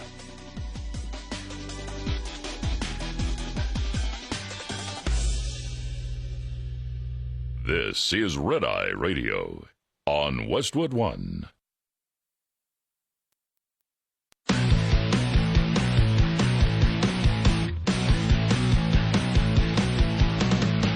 Now, it's Red Eye Radio. Gary McNamara and Eric Harley talk about everything from politics to social issues and news of the day. Whether you're up late or you're just starting your day, welcome to the show. From the Uniden America Studios, this is Red Eye Radio.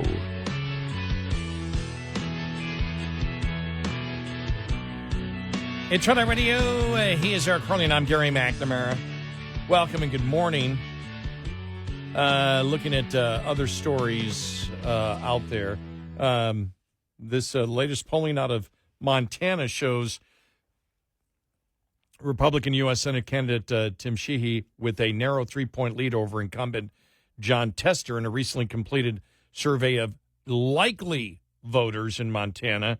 We found Montana continues to be the state that wants to vote Republican and for President Trump, writes pollster Fabrizio Lee, and where the Senate race is a statistical dead heat despite John Tester's cash and incumbency advantages. Asked if they would vote for a Republican or Democratic candidate for senator, the GOP candidate is chosen by a double-digit margin, 52 to 40%, with 8% unsure. Donald Trump, add to the pollster, Donald Trump overperforms the generic ballot, beating Biden in the presidential ballot by even a larger margin, 54 to 36, with 10% undecided.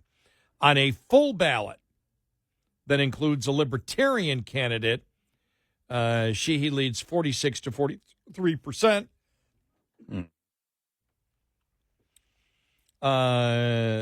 This is an internal Republican poll of 500 likely voters taken between June 3rd through the 5th. You know something? We're seeing these polls 3 weeks later. Yeah. I'm like, it's not good enough. Well, why is that happening? I don't know.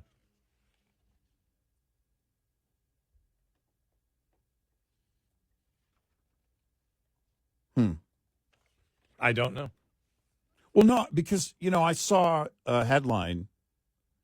One of the news organizations posted something about a poll, and I went back and I said, well, no, that poll is a couple of weeks old. I went back and looked, and it was just coming out.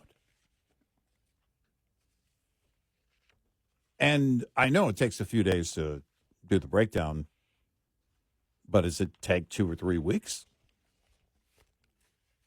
I don't know. No, I mean, Rasmussen does a daily tracking poll every single day. I would think if you're in that business, you can do that. You can do the breakdown and put it out pretty quick. But even the poll that they had, the Rasmussen on the election, not the daily tracking poll that comes out daily. Yeah. Now that is a 3-day poll that Rolling adds, 3 days. Yeah, rolling 3 day that adds a new one. But the one that they showed Trump up by 10 with all the candidates in there, that was done a week ago. Yeah. Just came out yesterday. I'm like, okay, but something that's 3 weeks old? It's the 27th. Yeah. This thing came out 3 weeks ago. Well, it was taken 3 weeks ago. And in this race this year, 3 weeks is too old. You want to know what's going on this week. Yeah. No, so it you is. do. I mean, that's it. There are so many things that change it. I think set aside pretty much anything pre-verdict. If you're putting everything into the RCP average, okay, some of it applies, but the sentiment changed. And that's what I'm interested in. And also watching it going forward. Because nothing is going to change about Biden. His cognitive issues, all the problems he's created with inflation, the border, and all of it. The insanity of the far left and the radicals, the anti-Semitism that's going on right now, none of that's going away before November 5th. So if you're going to ask me, then that favors Trump more and more as we get closer. And, yeah, I don't know why they're just releasing something from 3 weeks ago. Because you mentioned it, one of the polls you were discussing earlier, and you said, yeah, but it doesn't include the last, the growing sentiment, the momentum is going Trump's way. So what you can't measure is everything from the end of that polling period to today. And that's what I want to see.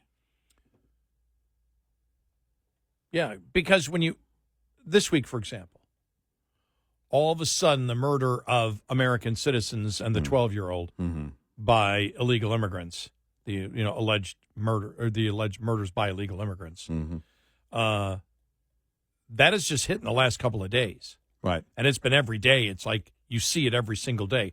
That has an effect. You look at, I see, this was on Wednesday's broadcast of MSNBC's Morning Joe, Homeland Security Secretary Mayorkas reacted to a report that DHS identified more than 400 migrants who were brought to the United States by a human smuggling network affiliated with ISIS by stating that we have no evidence that they are individuals plotting to harm the United States, and we screen and vet individuals at the time of encounter, and we learn of derogatory information. If we learn of derogatory information, we take enforcement action. Co-host Mika said, well, there's two issues here I want to ask you about. First is NBC News reporting that the Department of Homeland Security has identified over 400 immigrants who have come to the U.S. from Central Asia and elsewhere as subjects of concern, and even some affiliated potentially with an ISIS-affiliated human smuggling network. That's number one. Number two, report from NBC News says that the administration is still releasing illegal crossers inside the U.S. to live where they pursue asylum claims. That is not officially really working, and there are still a lot of folks coming through here that shouldn't. Doesn't matter what Mayorkas' response is going to be. It's a fact that that's MSNBC. Yeah, right. I mean, that shows you the problem that the left has.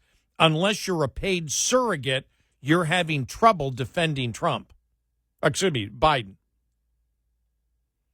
Unless you're a paid surrogate, and then you come off as delusional. And all those things have happened, really, the things that have happened in the last week are huge. Yeah. And then you see the polling numbers where Trump leads in the toss-up states. He leads by 11 points of who will protect democracy better. And so you take all of that and you see how the momentum is moving in Trump's direction from the Rasmussen poll from a week ago, and you look at it and you go, a 3-week-old poll might as well be 3 years ago. Right. And if Real Clear Politics is looking at the average of the race based on the last month, no, it should be the last week. Yeah. Yeah, it should be. The average should be the last week. Right.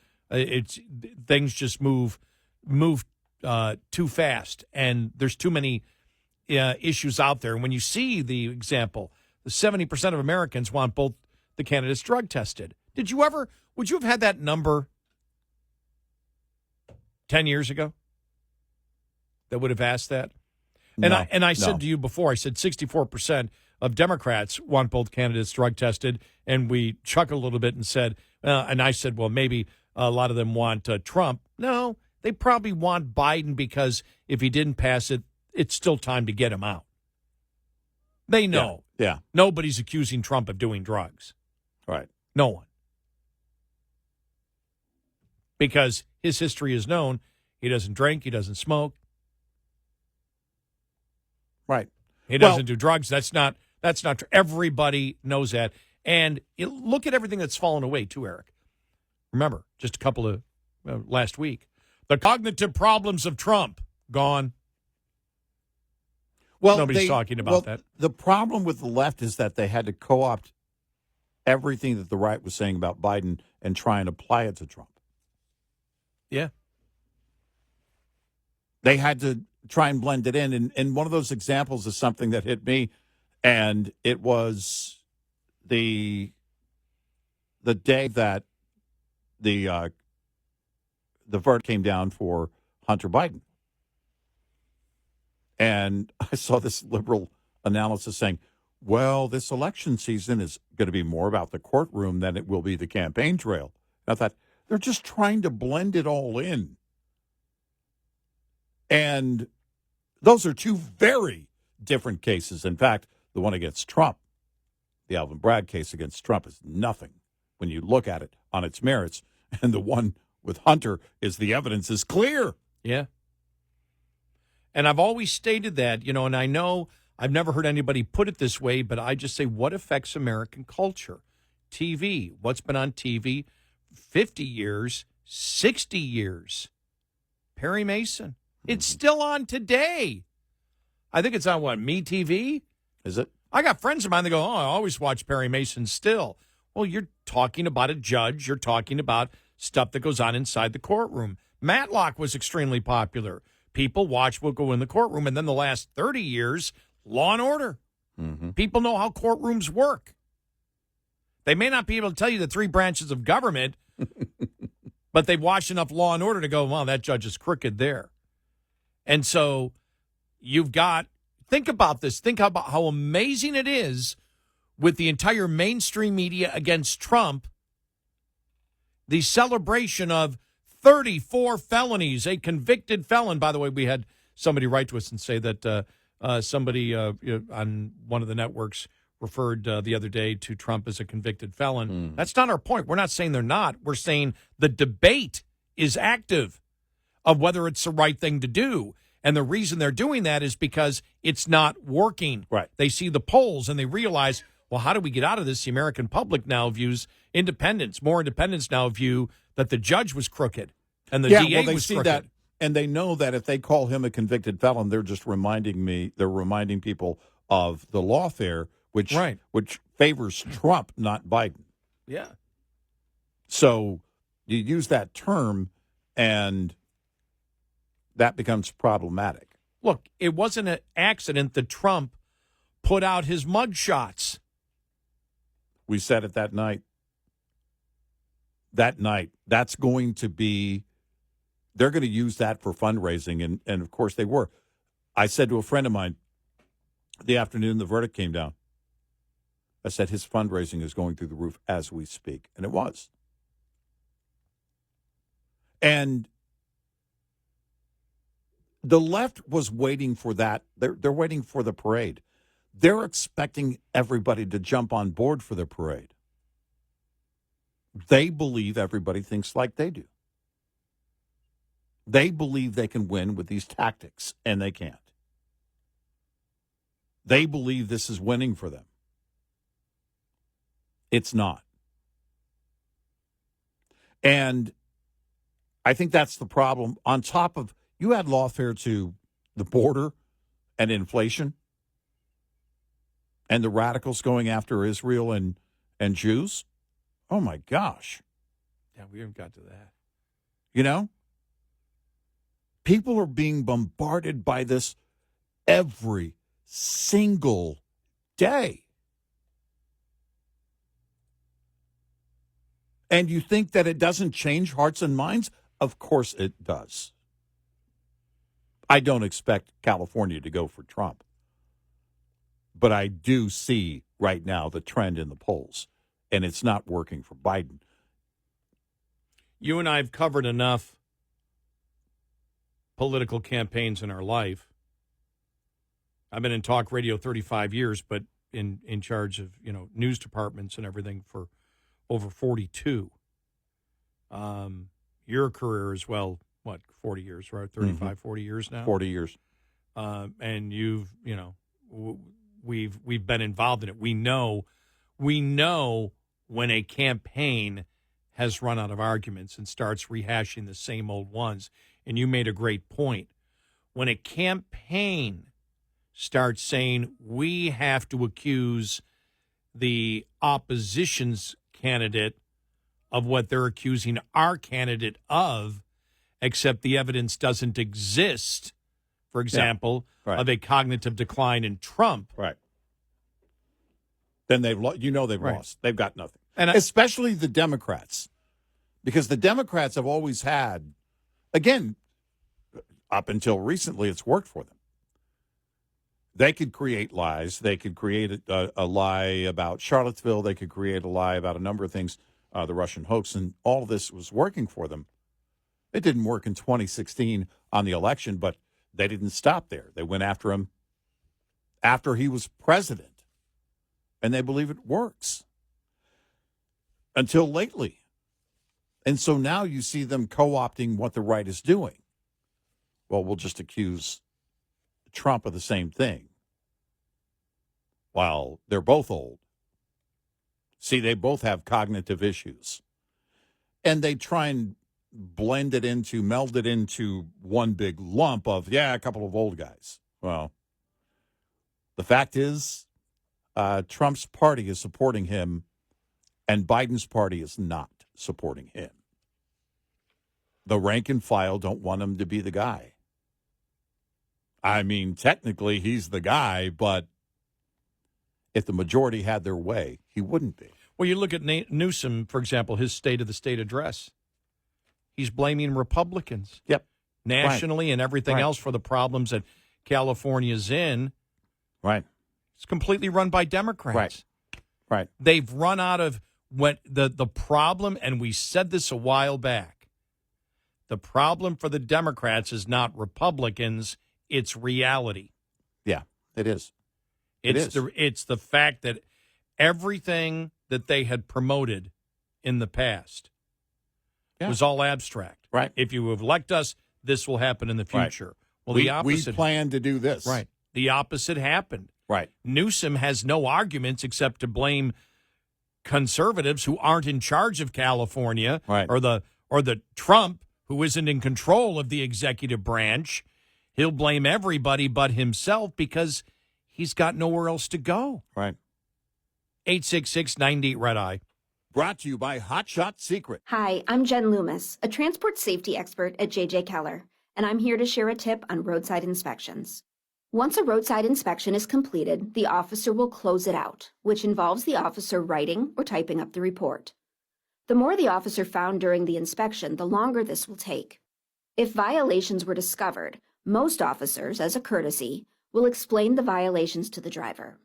If there were any out-of-service violations, the officer will normally explain what must be done to get the out-of-service order lifted.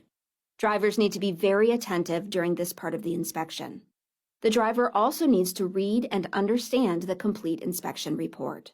After receiving the inspection report, the driver has 24 hours to get the roadside inspection report to the motor carrier. If the driver will not be returning to a company facility within the next 24 hours, the driver needs to know to get it on the way to you via email, mail, or fax within 24 hours. This tip was brought to you by JJ Keller and Associates. Visit us at jjkeller.com. We'll be right back with more Red Eye Radio with Eric Harley and Gary McNamara.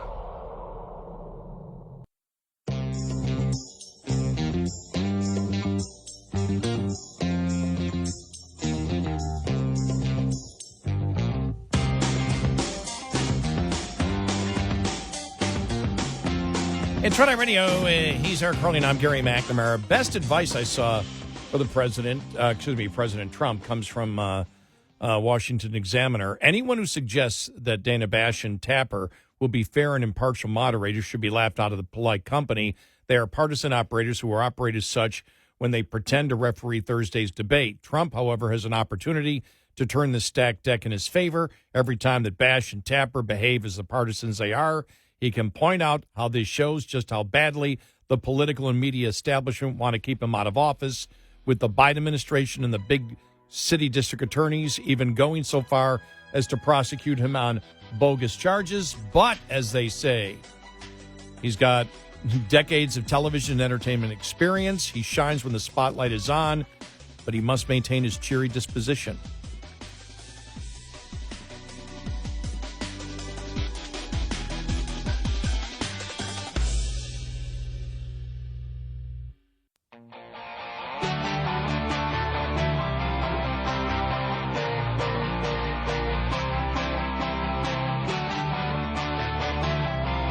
You're listening to Red Eye Radio from the Uniden America Studios. And he's Eric Harley, and I'm Gary McNamara. Just reading here from the Washington Examiner. Who wrote this here?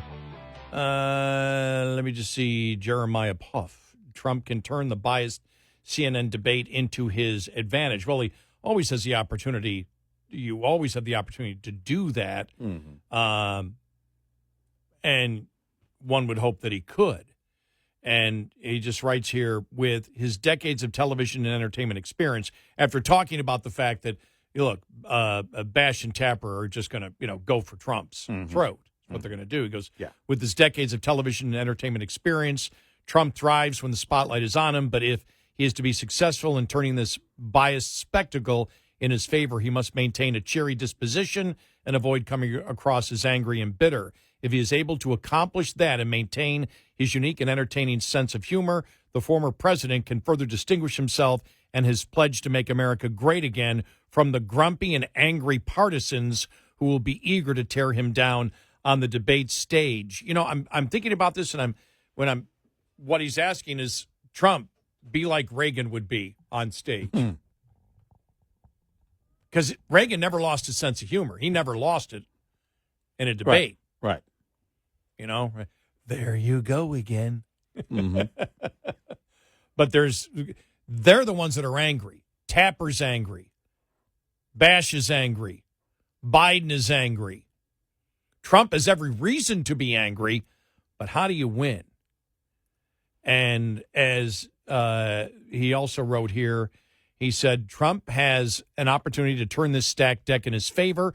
Every time that Bash and Tapper behave as the partisans they are, he can point out how this shows just how badly the political and media establishment want to keep him out of office, with the Biden administration and big city district attorneys even going so far as to prosecute him on bogus charges.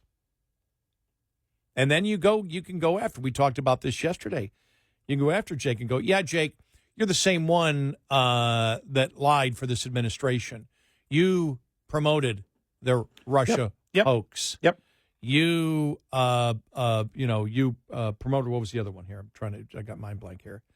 The last one. Well, I mean, pretty much everything they've thrown at Trump, Jake Tapper has been part of promoting. The 51 intelligence officials. Mm-hmm. You know, you promoted the entire laptop as being, a story that, that it was discredited, and it wasn't. It was legit. These huge things that both you, Dana, and Jake, that both of you said were untrue and lies of the administration that you kept parroting over and over and over again. So we know where you stand, but you're not part of the debate. Let's ask Joe. You deflect right there. You don't argue with them. You go, but you brought it up. Just remember where you have stood. But this isn't about me debating you. It's me supposed to be debating this guy over here who can't put a sentence together. And come on, Jack. And the only, the spot they broke, the issue they brought up yesterday was all these Nobel Prize winning economists that believe that if Trump becomes president, his economic policy will make inflation much worse. And all he's got to do, doesn't need to get into the minutia of tariffs, because that's what they're hitting on. Yeah. They're hitting on, they found economics for a day. Yeah. That if you increase prices, it's going to increase inflation. He doesn't need to debate that. All Trump needs to say is, yeah, these 21 Nobel Prize winning economists who also believed that Joe Biden's economy would work. Yeah. That's all he's got to do. Yeah. This isn't about actually debating the issues. It's because America already knows the difference between the two. They really do. It's really to show that you're competent and he's not. And you don't need to get into the minutia of the economics of tariffs or anything else. It's all about the contrast. Yeah. And, the point here in the Washington Examiner, again, is a lot like what we were saying yesterday. And the demeanor is going to be, I think should be, toned down. You don't have to really, you don't have to engage. Because they're trying to get the rise out of you to get the soundbite to make that whatever the soundbite is, of you getting upset or whatever, that would be what people remember from the debate if they had their way. Don't deliver that. Because the person who's most reactionary on that debate stage will be Biden. Or should be Biden. Well, he typically is. Right. A lot more reactionary than, because he's always on the defensive. He's even on the defensive with people that are on his side. And his defiance is something you can use if you're his opponent. I can't stress enough how different this debate is and this election is from any other election. I know we've repeated it, but over and over again, but I think it's so important to do so. that this is so unique because you have two incumbents. We know what Trump did when he was in office. We know what Biden did. We know what reality has done to the Biden administration and what they believe in. We know that you have the incumbent president Biden. We know landslide numbers disagree with him on how he's handling the border, the economy, foreign relations, Israel. Well, and people are dealing with that right now. It's right now.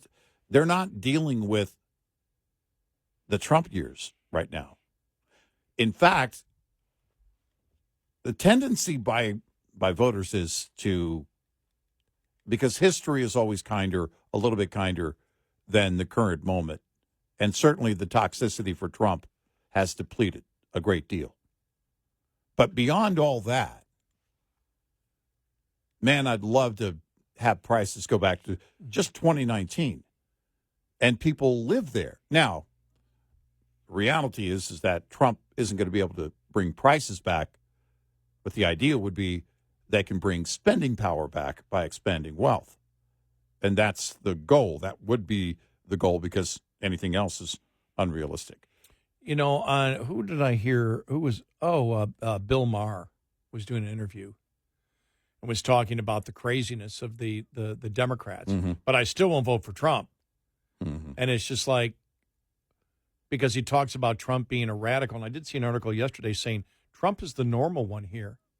When you think of where Trump stands on all the issues, as we said before, Trump is a moderate. Right. Trump is the normal one here. The public is starting to figure that out. Mm-hmm. At the left, these people are bonkers. Yeah. You know, you see what's going on, and look, we what was it? There was an ad that Trump put together. You know, the Biden administration, Biden saying, we're going to bring back dignity and respect to the White House. Yeah, I saw that. Yeah. And you've got, transgenders running around, men in dresses running around, bare breasts being shown at the White House, just all those things are effective.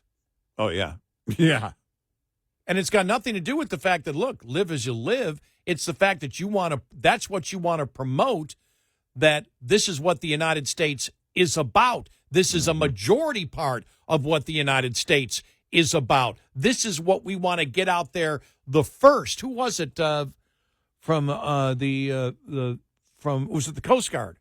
Head of the Coast Guard testifying the other day, I believe it was, about how critically important that it is life or death. It is the military's primary responsibility to make sure that transgenders are. And it's like, stop it. Yeah, right.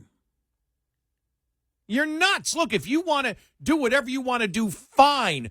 Stop with the crap that it's necessary to promote transgenders in the military to save the planet. Right. Go live however you want to live. Fine, go. We know we're the United States. You're an adult. Do what you want. Stop suggesting that children should be able to cut off their private parts without their parents' permission, or should be able to cut off their private parts at all. Because I believe, like a lot of things, that even if the parents give you permission, you can't cut off your private parts. Right. When you're a child. When you're 18, yes. That's the stuff we're fighting. I could care less what you want to do in your private life. Go ahead. Do it. I think the radical agenda,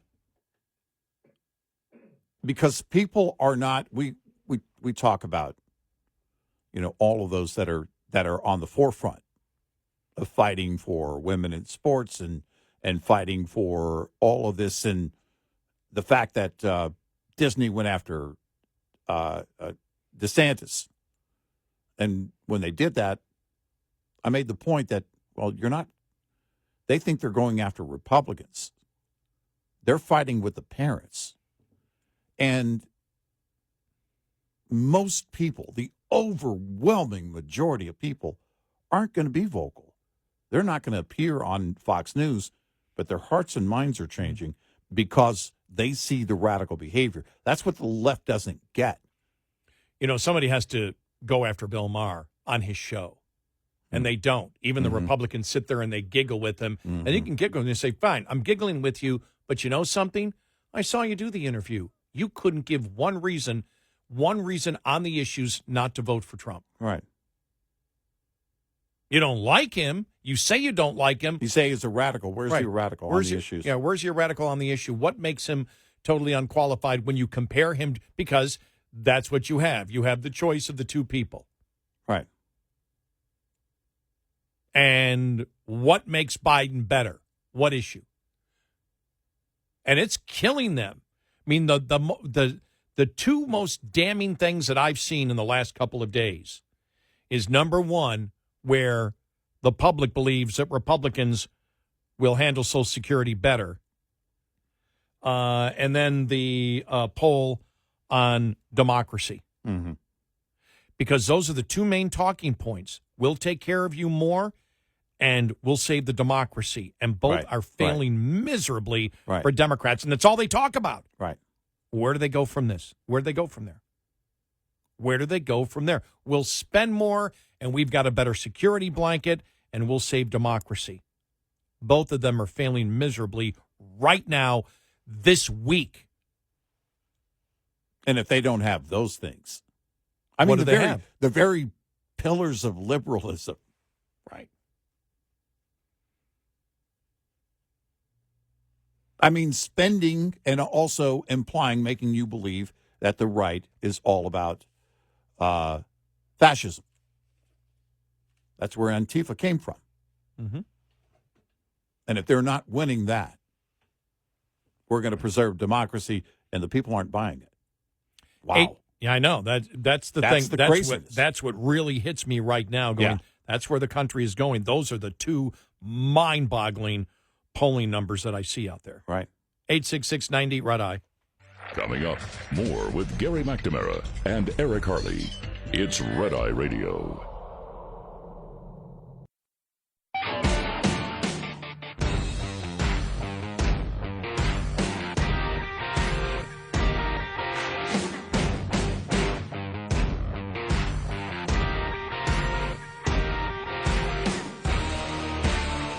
It's Red Eye Radio. He's Eric Harley, and I'm Gary McNamara.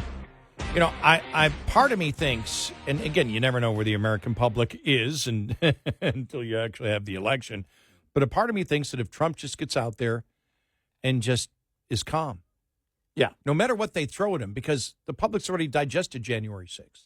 Right. They've already digested the election of 2020.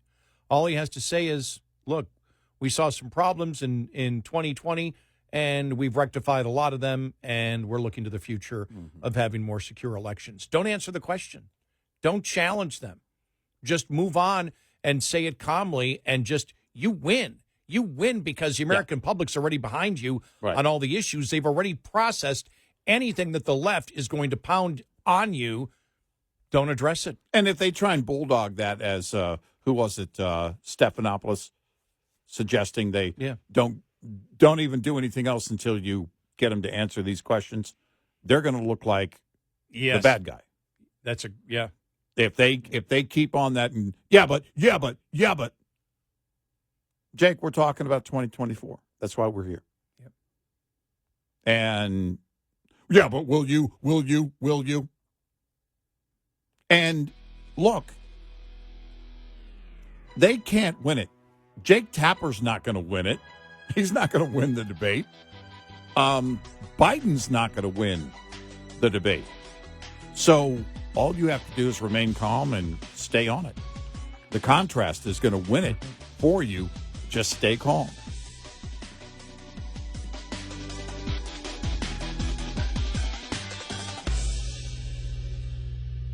This is Red Eye Radio on Westwood One.